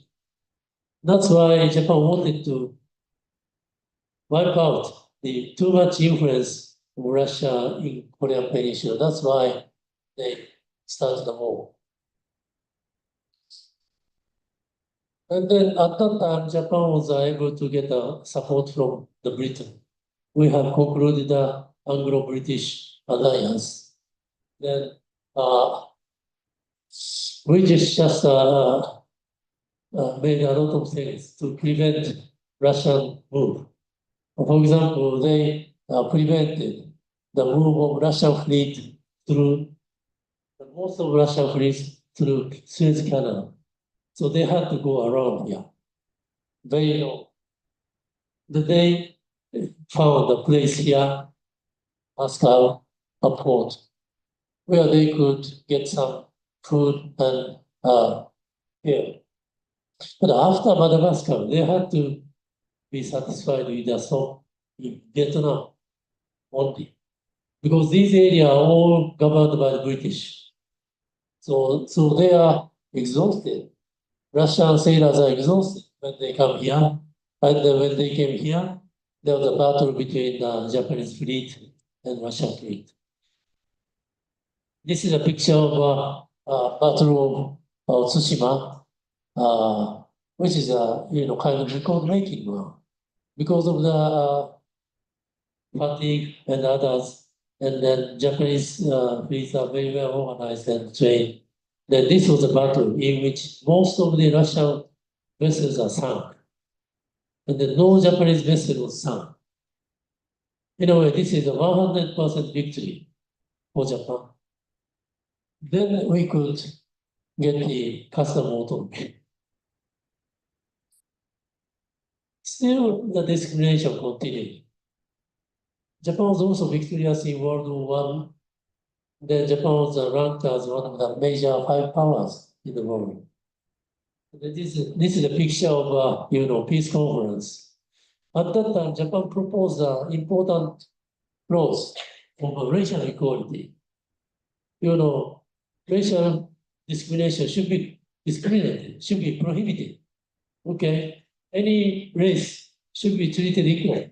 This is a proposal which Japan presented to this conference and was rejected by the President of the United States, Woodrow Wilson.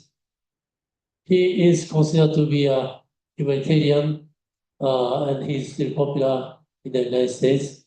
And he was formerly president of Princeton University, and I studied in Princeton University. But still, he was a man of racial discrimination. Then, which was a big damage for Japan. Also in the United States, there was an anti-Japanese migration law was enacted in 1925, which substantially prohibited any migration from Japan to the United States. This is also, Japanese felt we are hurt very much.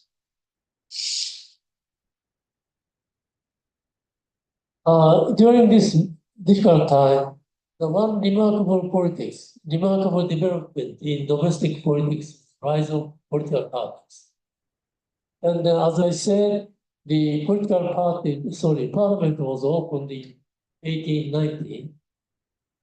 The first, Okuma Shigeno created the first party government. He was a party leader and he became a prime minister. And this is a remarkable one, because in many countries, it's not easy to become the cabinet leader. In many cases, military leader or leader of revolutionary movement can become the the leader of the nation. Followed by 1918, Hara Takashi became the prime minister of and this is also remarkable because Hara was a man from the northeast, which was defeated in the fighting in 1868. And also he was a commoner. And the commoner becoming a prime minister, and also prime minister from the first prime minister from the defeated area. It's a remarkable one. In 1925, main universal suffrage was also party cabinet continued from 1924. Despite of these positive development, Japan's position was not very stable. The biggest damage was the Great Depression in 1929. At that time, Japan relied too much on the export to the United States.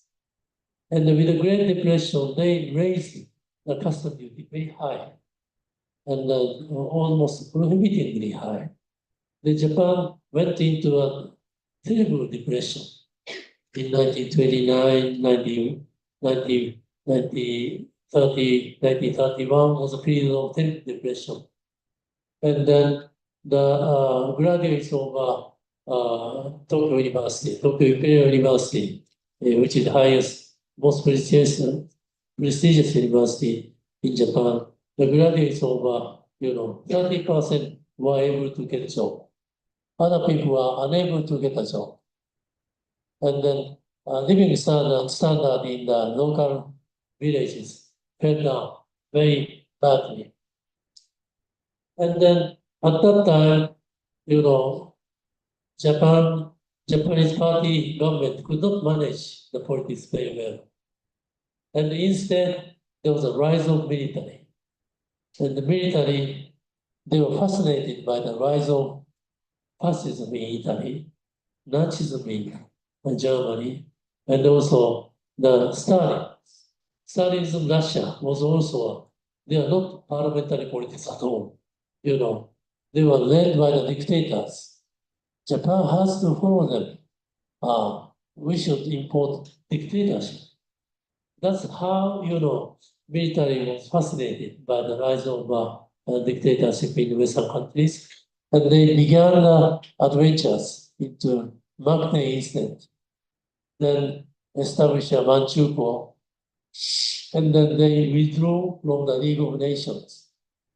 And then up until it was a partly manageable, or partly manageable to this level, then they went on.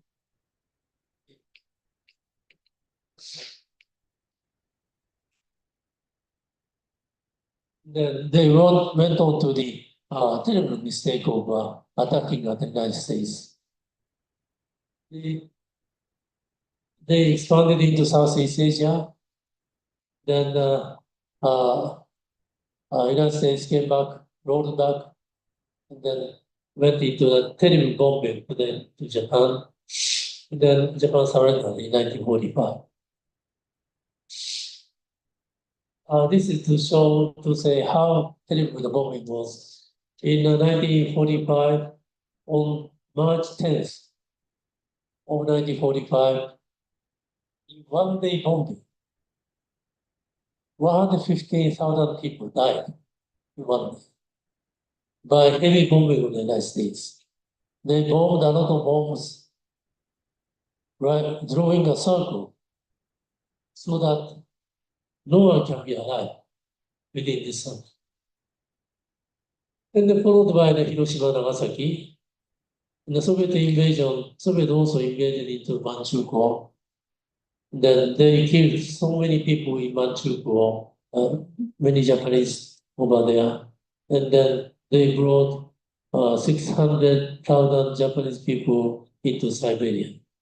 And then they forced them to work. And then Japan finally surrendered on. Soviet invasion was a violation of the Neutrality Pact between Japan and Soviet Russia. anyhow, they invaded, and Japan surrendered August 15th. So the Japan's occupation of Japan was somewhat different from the occupation of Germany. Occupation of Germany was done by 4 countries: British, French, United States, Soviet Russia. But in Japan, this was a substantially American occupation. American leader, Douglas MacArthur, was almost a dictator in Japan. And what is his purpose?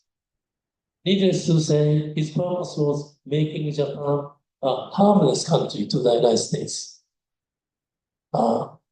Then they prohibited many things. For example, they prohibited judo, kendo, karate, so that they believe that these are the foundation of militarism.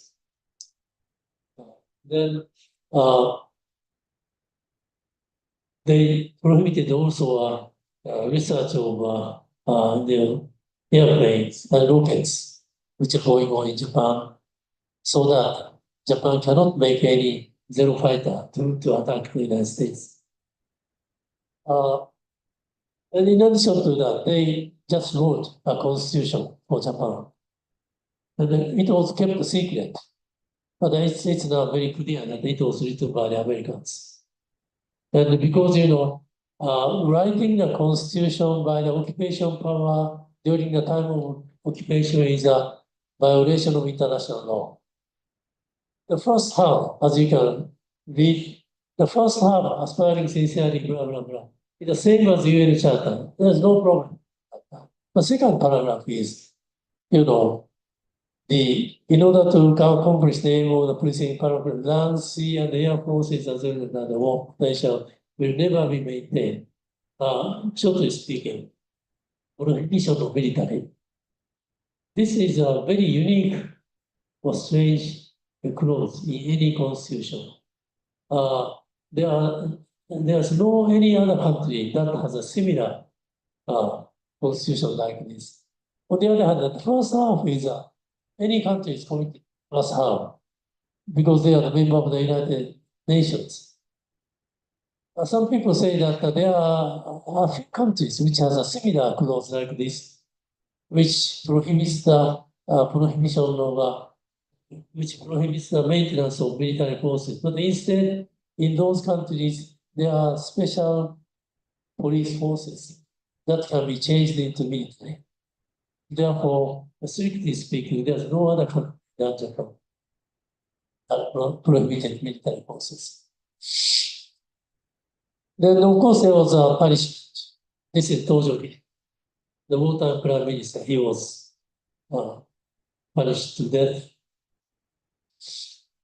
And then there are a lot of things done to punish Japan. But during this period, Japan concluded the San Francisco Peace Treaty, with which Japan restored the peace with most of the countries in the world.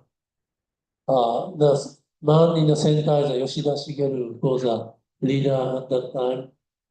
And then during these 6 years, from 1945 to 1951, Japan was under occupation. This was an exceptionally long period compared to other occupations. By the way, only within 3 years from this occupation, peace treaty was concluded in 1951, and it was to be effective in 1952. Therefore, only within 2 years or so, Japan started ODA, Official Development Assistance. At that time, I just would like to say that after, becoming independent in 1952, at that time, the leader of Japan, Yoshida Shigeru, decided, first of all, let's pay money back to the lending Western countries. Let's pay money back, which Japan had borrowed up until 1945 to the United States and to Great Britain. because if we pay back, they may be able to lend us again money. You know, the best way to borrow money is possible to pay back the already borrowed money. And also Japan had to pay the reparations, and which is not easy for us because Japan was in a terrible situation. We paid a lot of reparations to the Southeast Asian countries. And to the countries which we have not fought, we paid quasi reparations or semi-reparations. For example, in Thailand, we have not fought with Thailand, but we caused a lot of trouble over there. So that's why we paid quasi reparation to Thailand. And with South Korea, with which we have not fought, well, South Korea was a part of Japanese empire, but we caused a lot of trouble, therefore we paid back the quasi reparation. This is the picture of our ODA. This is one of the picture of the very old system of hydropower plant built in Myanmar. Also, this is a project in Indonesia, where Ambassador Makanaka was once chief of JICA over there. But usually when a country becomes rich, then they are accepted as a member of OECD. And then they start reluctantly to give the support to developing countries. But in the case of Japan, this was started well before Japan being accepted as a member of OECD. Why? Because, Japan was very much willing to be reaccepted to the international community. Japanese people felt very sorry about the trouble we caused to those countries. That's why we start this early. And then within 4-5 years, Japan was able to join the United Nations. Then the reason why it took 4-5 years, Japan's entry was vetoed by the Soviet Russia.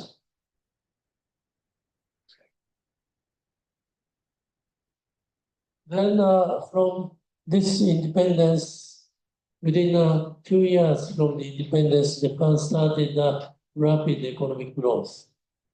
From roughly 1955 to 1973, it continued to growth. Its growth continued. And then it was supported by the parliamentary system, led by the Liberal Democratic Party, which is still in power.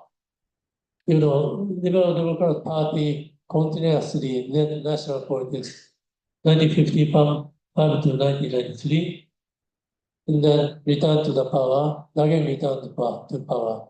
Therefore, except for two cabinets by the opposition parties, they are mainly led by the Liberal Democratic Party. So this shows how stability is important in economic development. And also, this also shows that there was no dictatorship. We believe that there should be a system in which people's voice can be heard. People can participate in politics. Otherwise, the economic development cannot continue for long. This is a picture of economic growth. You can see how terrible it was in wartime. Then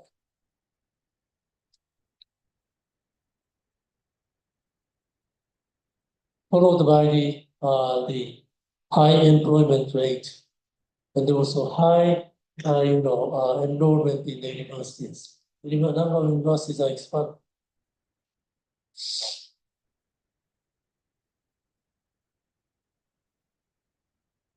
Then this is an explanation about Yoshida Shigeru, who was the leader of Japan at the time of Japan's independence. His policy is characterized as Yoshida Doctrine, which means let's pay more attention to economic development without doing much in security. Japan has already Article 9. So we are unable to have our own military forces. Actually, Japan created some military forces by the name of self-defense forces. But it is regarded as to defend Japan only, not doing anything outside. But anyhow, Yoshida doctrine was policy to concentrate on economic development. Then there were no challengers against Yoshida doctrine. Some leaders challenged Yoshida doctrine, saying that we are sovereign countries. It's strange to have no military. We should make more effort to defend ourselves and to defend other countries if necessary. But it was met with a lot of opposition from the opposition party. So this is a picture of a massive demonstration in the parliament, before the parliament of Japan. But, that was this was a, big shock to the leaders of Liberal Democratic Party, because at that time, Prime Minister Kishi was the leader of this change. But he was a very strong leader, but he failed. He had to resign because of this massive demonstration. So as a result, Yoshida doctrine recovered. Many LDP leaders began to think that let's continue economic development without doing much in the other area. I'm afraid I'm passing almost the time, but I'll quickly make. This is okay. This is the picture of 1980s. What was happening in the world? There was a changes taking place in Soviet Russia. Gorbachev came up, and then many American people began to regard Soviet Russia as not dangerous as it used to be. Instead, they came to believe that Japan's economic power is a more threat to the United States. The decline of Soviet threat instead of a rising threat from Japan. As a result, there are a lot of attacks on Japanese goods at that time. People hammering the Japanese automobiles. Awesome.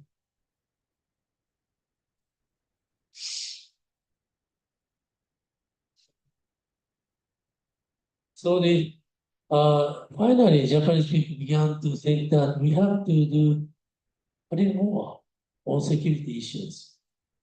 That Japan's security was supported by the United States. We have to make our reliance on the United States a little less to make our relationship a little more equal. That's how it happened. But it became very clear in 1990 in the case of Gulf War. There was Gulf War, in order to overcome the Saddam Hussein's invasion into Kuwait. And then that area was very important for Japan because of the oil supply from there. And then, but still Japan did not do anything in security area. But Japan just, paid a lot of money, huge amount of money to the coalition military over there, mostly to the United States. But among many countries which are attacked by the Kuwait government, Japanese name was not included. And it was shock to the Japanese people. Though we made a lot of contribution to the this war by money, we are not tagged. So this is high time to think again, and we have to play a more important role in security area. That's why Gulf War, and then in 1992, Japan sent first troops to Cambodia to participate in peacekeeping operations. Then 10 years later, September 11 took place in the United States. We began to support their activities.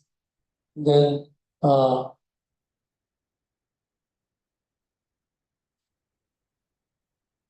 It's a picture of Japanese participation in Cambodia.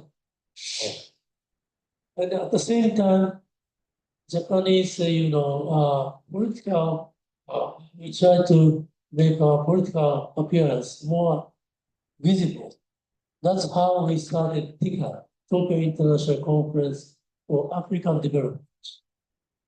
Then nowadays, there are many conferences between big power and Africa, like FOCAC with China, or US, or EU, or India. But still, Japan was the first to have started a dialogue between Japan and African countries.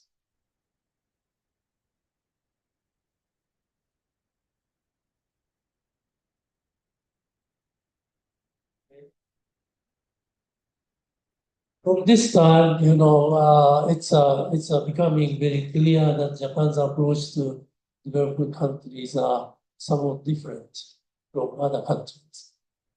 For example, the name of JICA, Japan International Cooperation Agency, unlike other donors usually use the word of assistance or aid. But this is a kind of approach from above to the recipient. But we think that effective cooperation is only possible in the spirit of equal partnership.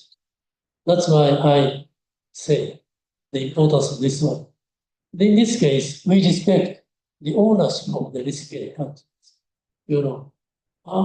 Unless we can get the support from the recipient country, we cannot create good things. And we learn this from our own experience over building dams, railways, and then in Southeast Asia from reparation and also. Therefore, we don't like name and shame approach, which I will speak later a bit. And also, we respect democratic values and then rule of law, but they should be applied to the countries accordingly to the time and the political situation. We don't like to impose the Western values as they are.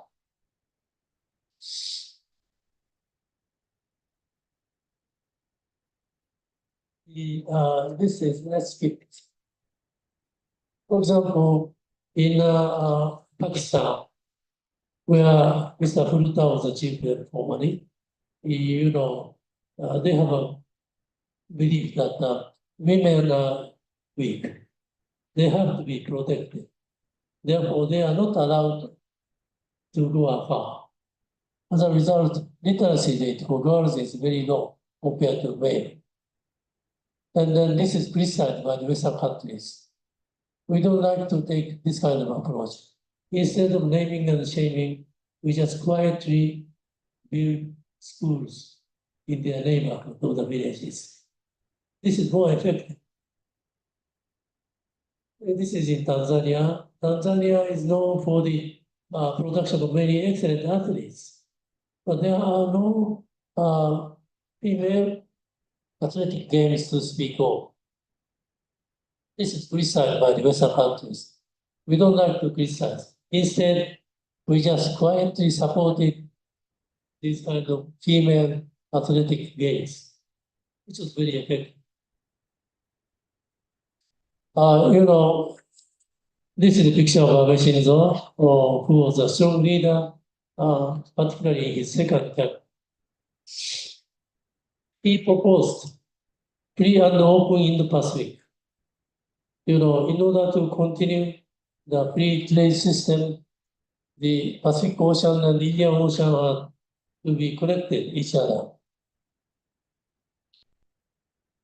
And then he proposed Quad cooperation among Japan, India, and Australia, and the United States to support the stability over there. And then he proposed the CPTPP. This is a result of Americans proposed TPP, but went out from this agreement. Then still, I may continue to support it and then change it to CPTPP. And this is widely accepted by other countries, including other peoples, willing to be part of this one. What I'm saying up to this is that Japan's economy is in a kind of stagnation in the past 20, 30 years. But interestingly, Japan's influence has become broader, including the TIGA meeting and the CPTPP, free and open Indo-Pacific. Because this is because of Japan's unique position between the advanced countries and developing countries. We have only one G7 country which has experience of developing country. We can understand how developing countries people may feel. Therefore, we have to make a bridge between the advanced countries and developing countries. On the other hand, in the neighborhood of Japan, there are challenges arising, including the Kuril Island. This is a territorial dispute between Soviet Russia and the North Korea has developed nuclear weapons, and the Chinese expanding to the Senkaku Island, our territory, and also expanding to the South China Sea. That's why Japan is normalized our security policy, trying to decrease our dependence on the United States. Nowadays, up until now, it's Japan depended very much on, in the sense we could not say no to the request from the United States for many years. This is somewhat to be changed. And this is because of time limitation. Let's skip this. When I come here, I was very much impressed by the culture. I knew that you have a long history and you have high education. But I was impressed by the level of high culture. Beautiful sculptures are everywhere. And then I remember the pictures I saw in my predecessor's residence in 2004. And then, therefore, as I noticed, as explained by Ambassador Yamanaka, there are a lot of similarities. I do not have enough explanation why there are so many similarities. But still, that's very clear. We have similar, characteristics. Then, as I have said, the relationship with the international community is not easy, but still, it's not impossible to change. As a whole, Japan is becoming a relatively normal, peace-loving countries. Then Japan's relationship to the world is how to embrace developing countries and also how to support multilateralism. We do not like any hegemonic policy of any country. Therefore, we are very much willing on the part of Western Pacific to create a kind of union from South Korea, Japan to Southeast Asia, Australia. Then that can be connected to EU. It also could be connected to AU. And in that sense, you are the key countries in South Africa. Therefore, it's very important to develop our relationship more, and which is very important. That's the impression I had in my short visit to this country. Thank you very much.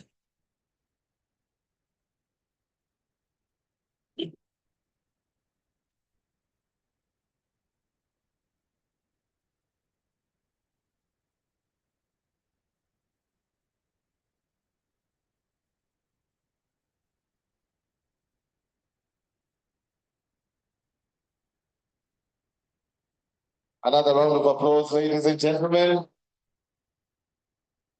Thank you very much to Dr. Shinichi Kitaoka. who is the former president of JICA and the current special advisor to JICA president. Thank you. We can take our seats. He indeed is a professor of law and politics. I think he gave a nice, very good summary of where Japan came from, how it evolved until present day. And of note was that in 1600, Japan had a population of 17 million.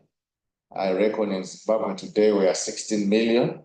I don't know whether we're about 400 years back. Today, I think they are hundreds of millions.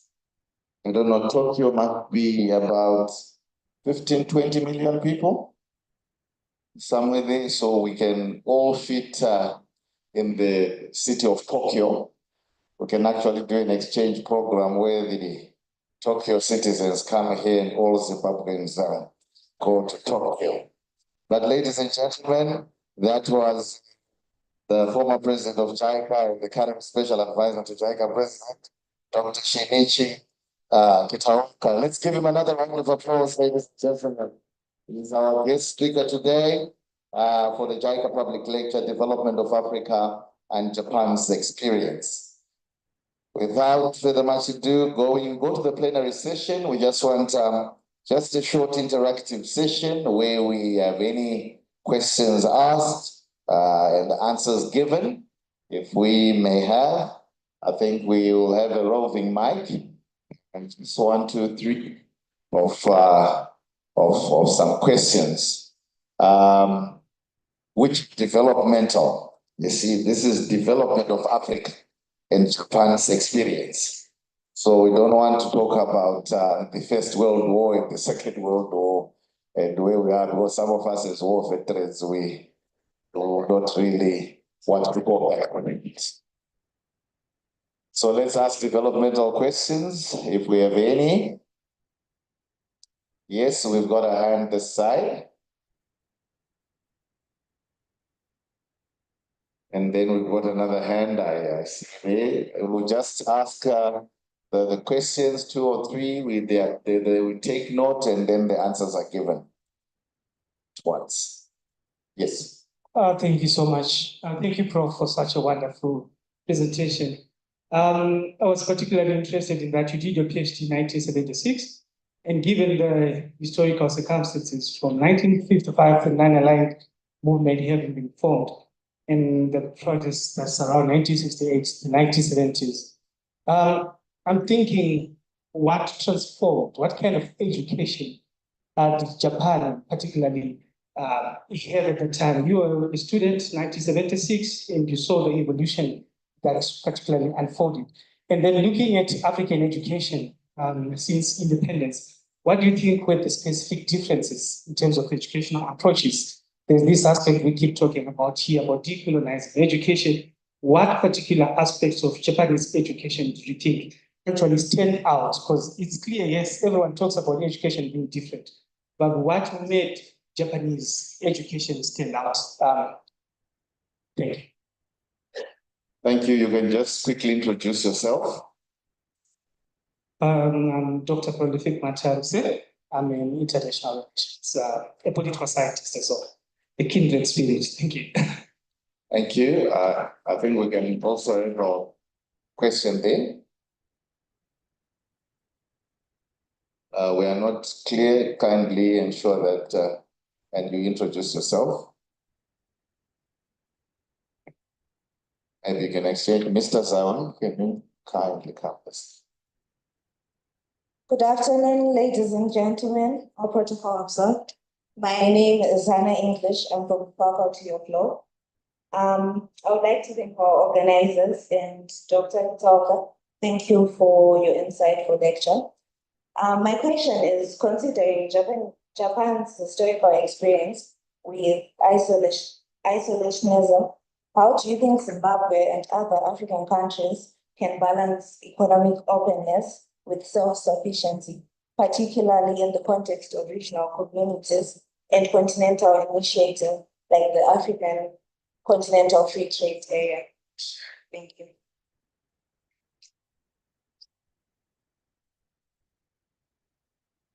Thank you very much. I think those are the questions. Those are the questions we have had. Maybe we can give our platform party to answer that. We pick the questions. Thank you.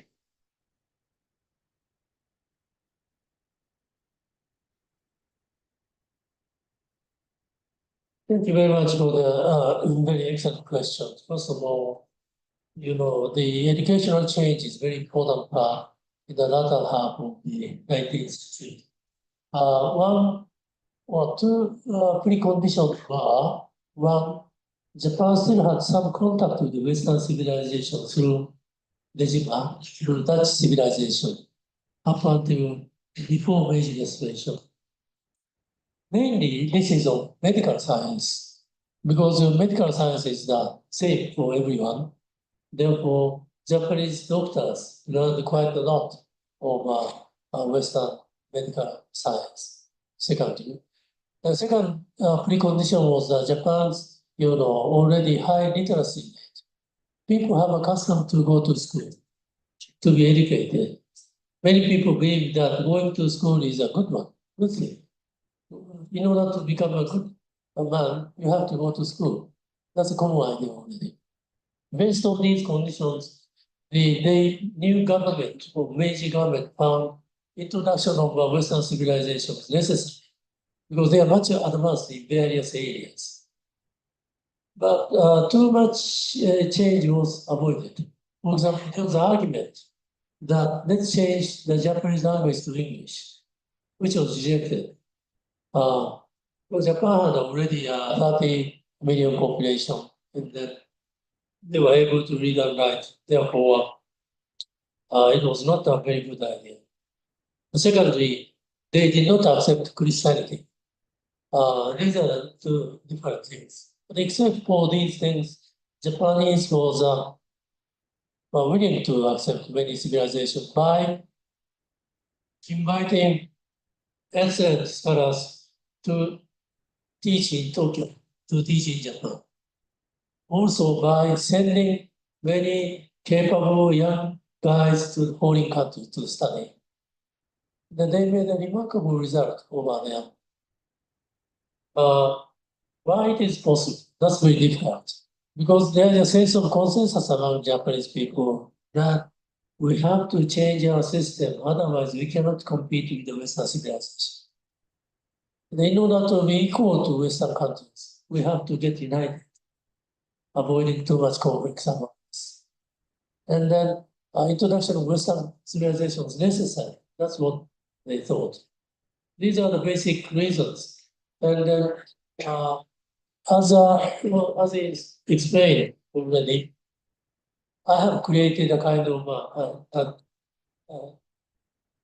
program to teach Japan's about Japan's modernization. And we send many excellent lecturers to many countries on various topics. So one of the popular topics is education. We have a video program on development of Japan's education. We have a lecturer on education in Japan. Probably you can discuss this with Mr. Furuta over this topic if you are willing to. And second reason is not easy. Let me start with this explanation. Many countries became independent well before Zimbabwe became independent. In the around 1960, this was the year of African independence. And they partly because being supported by Soviet Russia, they rushed to accept the Soviet and then focusing on heavy industry and others, which did not work very well. And secondly, some countries tried to rely on the, good which can sell globally, which is, we can say that the monoculture. Relying too much on, say, cocoa, too much on corn, or too much on oil, because of the fluctuation of the international price. This did not work very well. And then compared to that, how countries could become richer, say China, India, recently, and in the case of India, it is rather recent, Southeast Asia. They became richer by exporting, getting into international market. And that's how those countries are successful. That's my estimation. Therefore, as I explained a little bit, in Japanese Meiji government, they try to find out what kind of things can be sold in the world. A lot of effort was done. Therefore, how to connect with the global market? I'm sure that there are some things, various things you can sell, and then you can be, those goods to be exported to other countries. On the other hand, when it comes to the very basic product like food, it's better domestic consumption. Usually,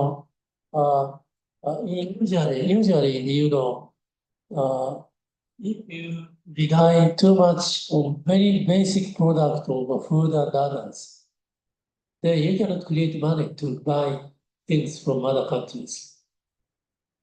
Therefore, I'm not too familiar to know everything about this country, but the basic principle is that let's create the food and other things in your country, and also starting from light industry to heavy industry, ordinary, and also try to find out good countries that can import Zimbabwe goods and so forth.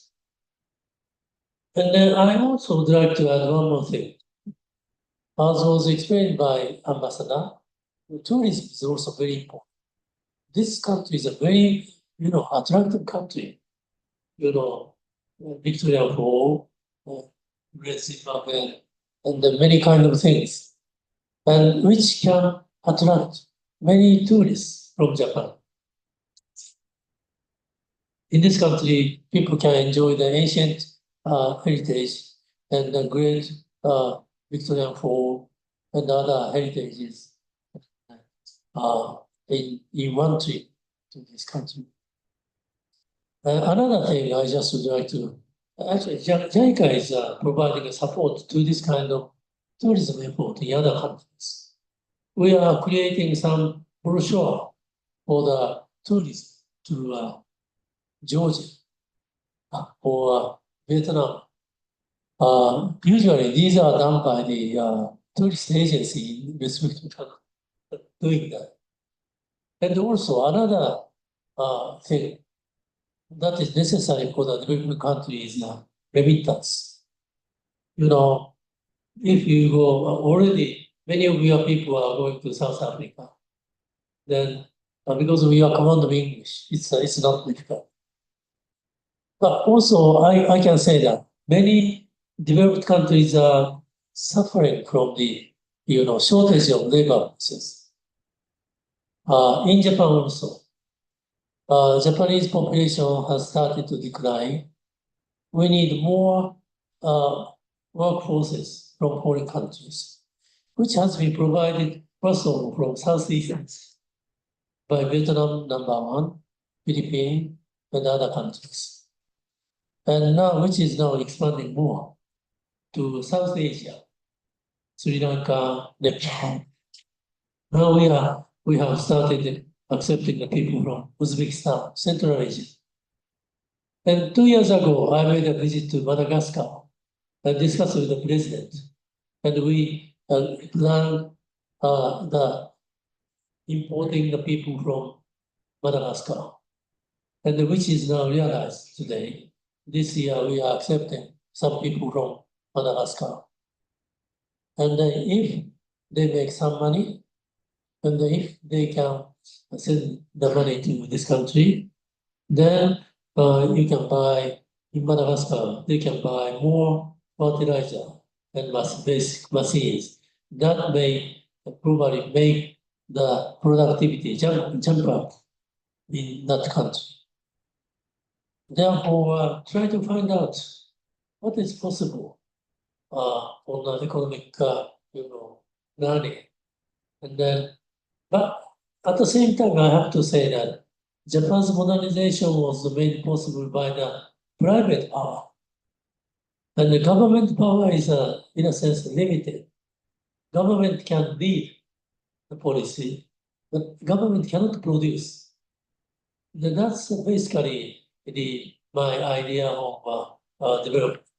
And in those areas, countries which are successful in those principles are, roughly speaking, successful. China was not very well until the communist rule, but while they are remaining communist rule, but they just changed their economic system to a capitalist system. Then India, a little bit later, they changed to the capitalist system. Then this is probably the most important thing to be independent. Every country has a chance. Even Zimbabwe has a chance. Thank you.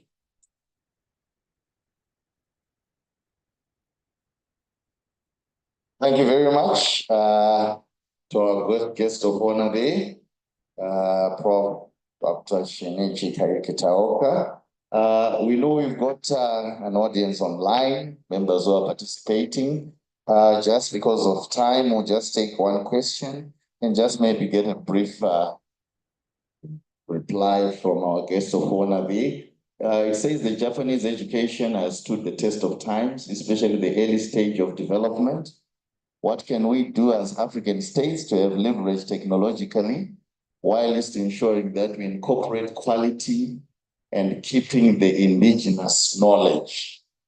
Maybe take that again. The Japanese education has stood the test of times, especially the early stage of development. What can we do as African states to have leverage technologically, whilst ensuring that we incorporate quality and keeping the indigenous knowledge? And that's just maybe briefly there so that we can move on. Thank you. Well, as a Japanese, I don't think we are always successful. We made a lot of mistakes. Partly because Japan is a country of decision making by consensus. That's why our decisions are usually very late. But when we come to a conclusion by consensus, implementation is easy. That's what happened before Meiji. Many people are arguing that we have to change our system. But until it becomes consensus, it took time. But when it was agreed, then we could proceed.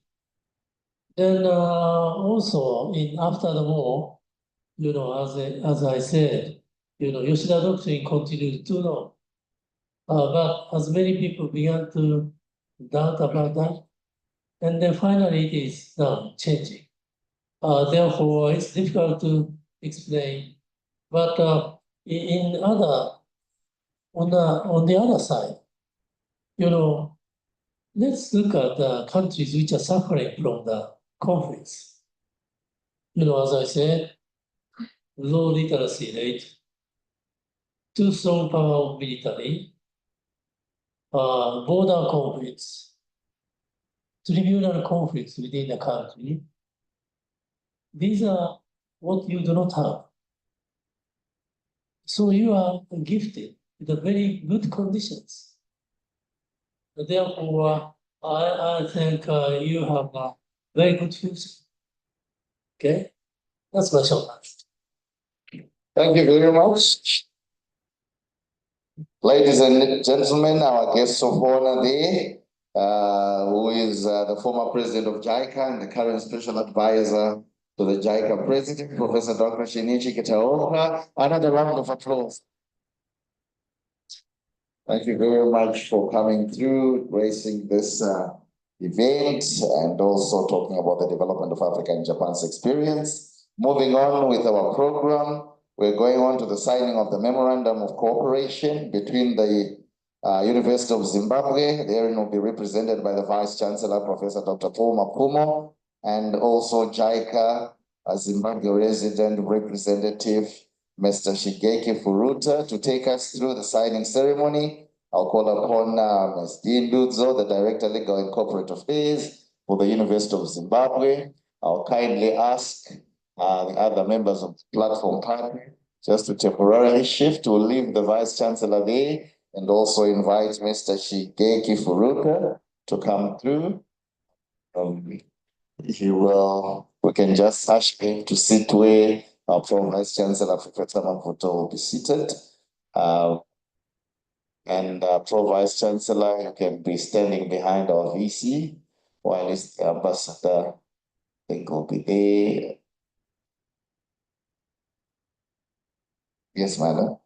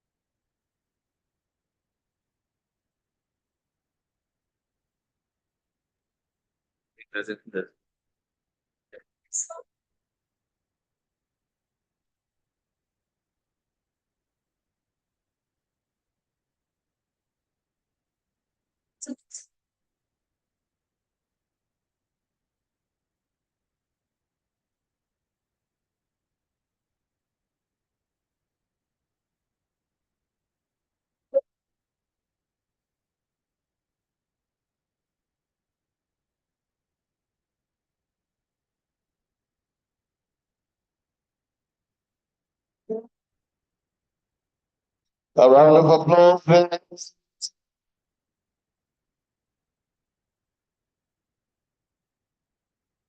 Signing of the Memorandum of Cooperation between the University of Zimbabwe and JICA.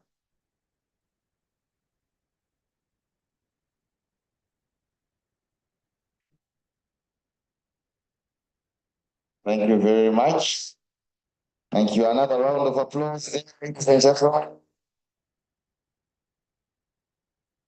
Sure, that it will be the beginning of so many cooperations and events to come. We can kindly ask the platform members to go back to their seats.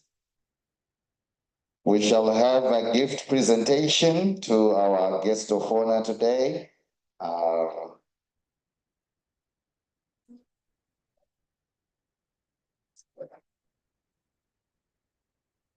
Just bring the gift. May I kindly ask our esteemed Vice Chancellor, Professor Dr. Paul Mafumo, to come here to the podium to present our gifts to our guest of honor, Professor Dr. Shinichi Kitaoka.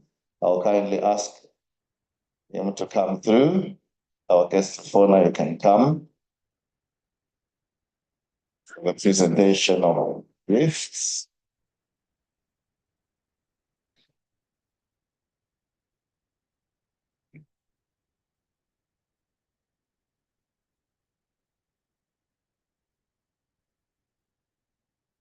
That is our gift that is being unraveled.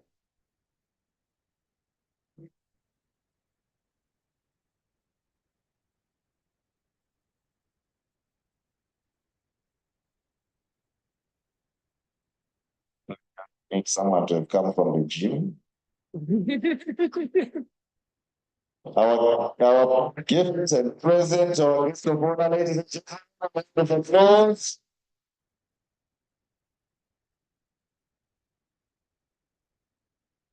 Thank you very much.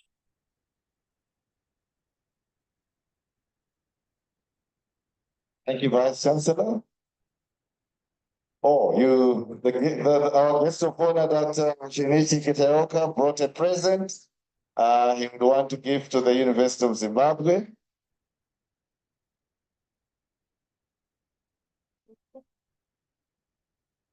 Yeah, this is to you. Some other copies to other members of the team. This is, my book.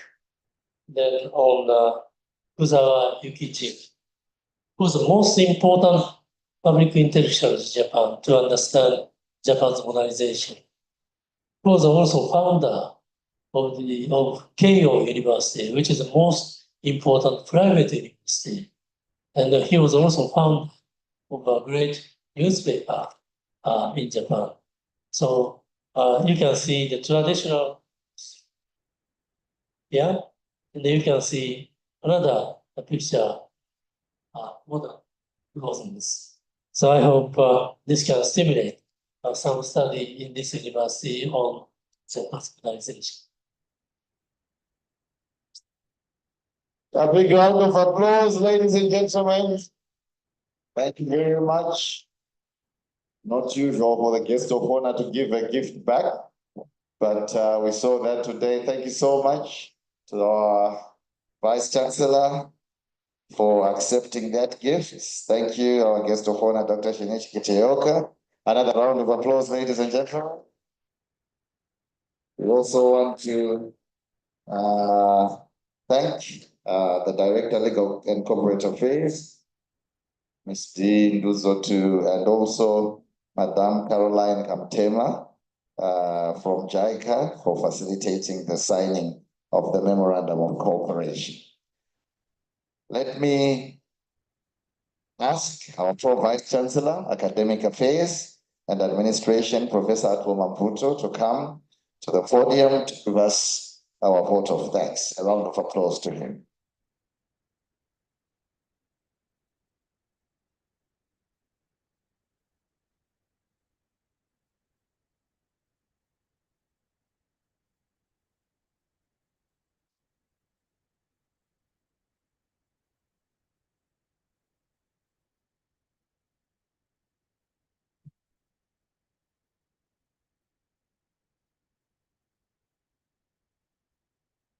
The Vice Chancellor of the University of Professor Dr. Paul Mafumo, Your Excellency, Ambassador of Japan to Zimbabwe, Mr.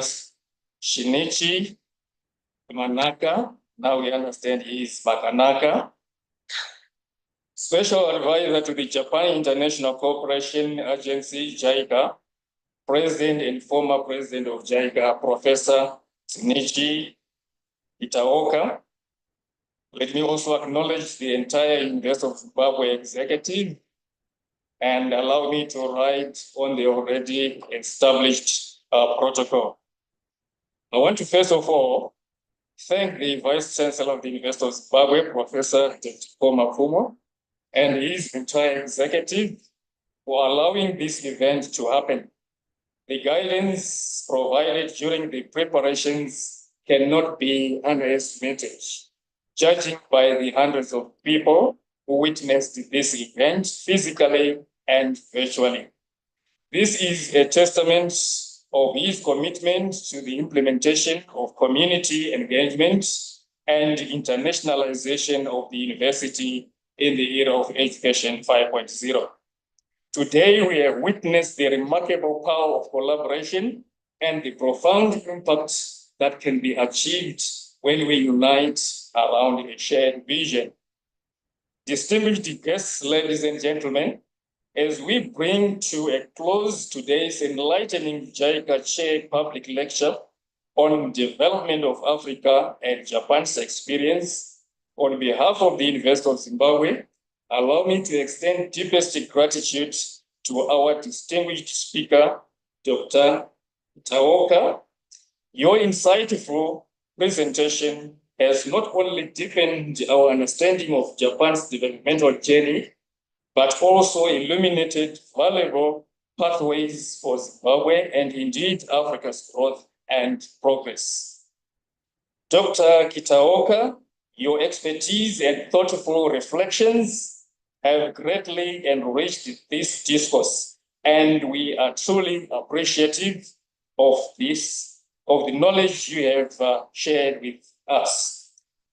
I would also like to express our sincere thanks to the Embassy of Japan and the Japan International Cooperation Agency, JICA, for choosing the University of Zimbabwe to be the host for this historic and prestigious JICA Chair Program Public Lecture for 2024.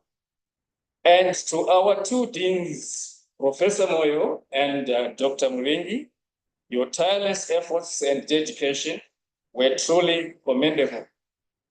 You made the work of the UZ JICA public lecture preparatory team and that of the UZ events management easier.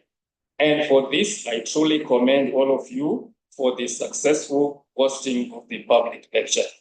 I think you all agree with me, everything was so seamless because of the first-rate coordination. To our esteemed audience, your active participation and insightful contributions, I think we got it from various persons, have significantly enhanced the richness of today's discussion. Your engagement is a testament to the vibrant intellectual community we are cultivating here at the University of Zimbabwe. Our Director of Ceremonies, Dr. Enoch Maida, thank you very much for being in the driving seat. Ladies and gentlemen, before I leave this podium, let us all extend a collective vote of thanks to our Vice Chancellor, Professor Dr. Paul Mfumo, our speaker, partners and organizers whose efforts have made this event a resounding success. As we depart,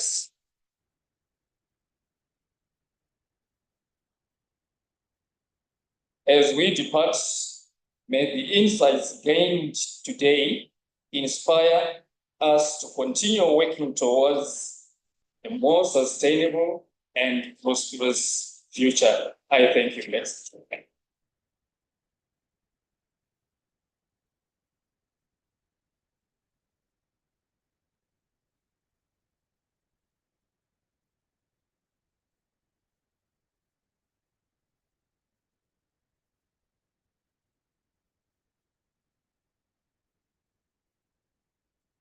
Konnichiwa, Adakimasu, Gochisu Sama.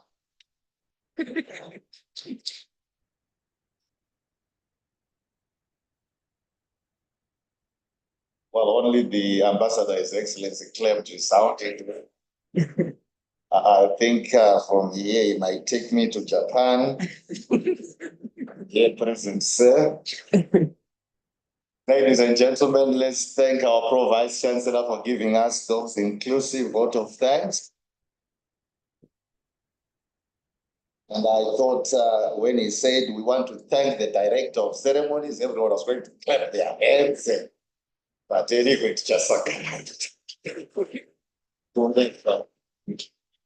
Ladies and gentlemen, it was such a very insightful and learning experience, resonating with the motto of the University of Zimbabwe, educating to change lives. And indeed, we were educated, and we hope we'll apply this, and it will help us not only to ideate, but also to, innovate and industrialize with a lot of important lessons from the Japan experience.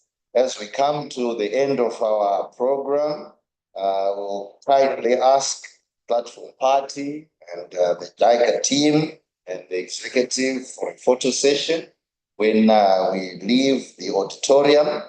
And I think for most of us, they'll be happy to hear that lunch is going to be served at our various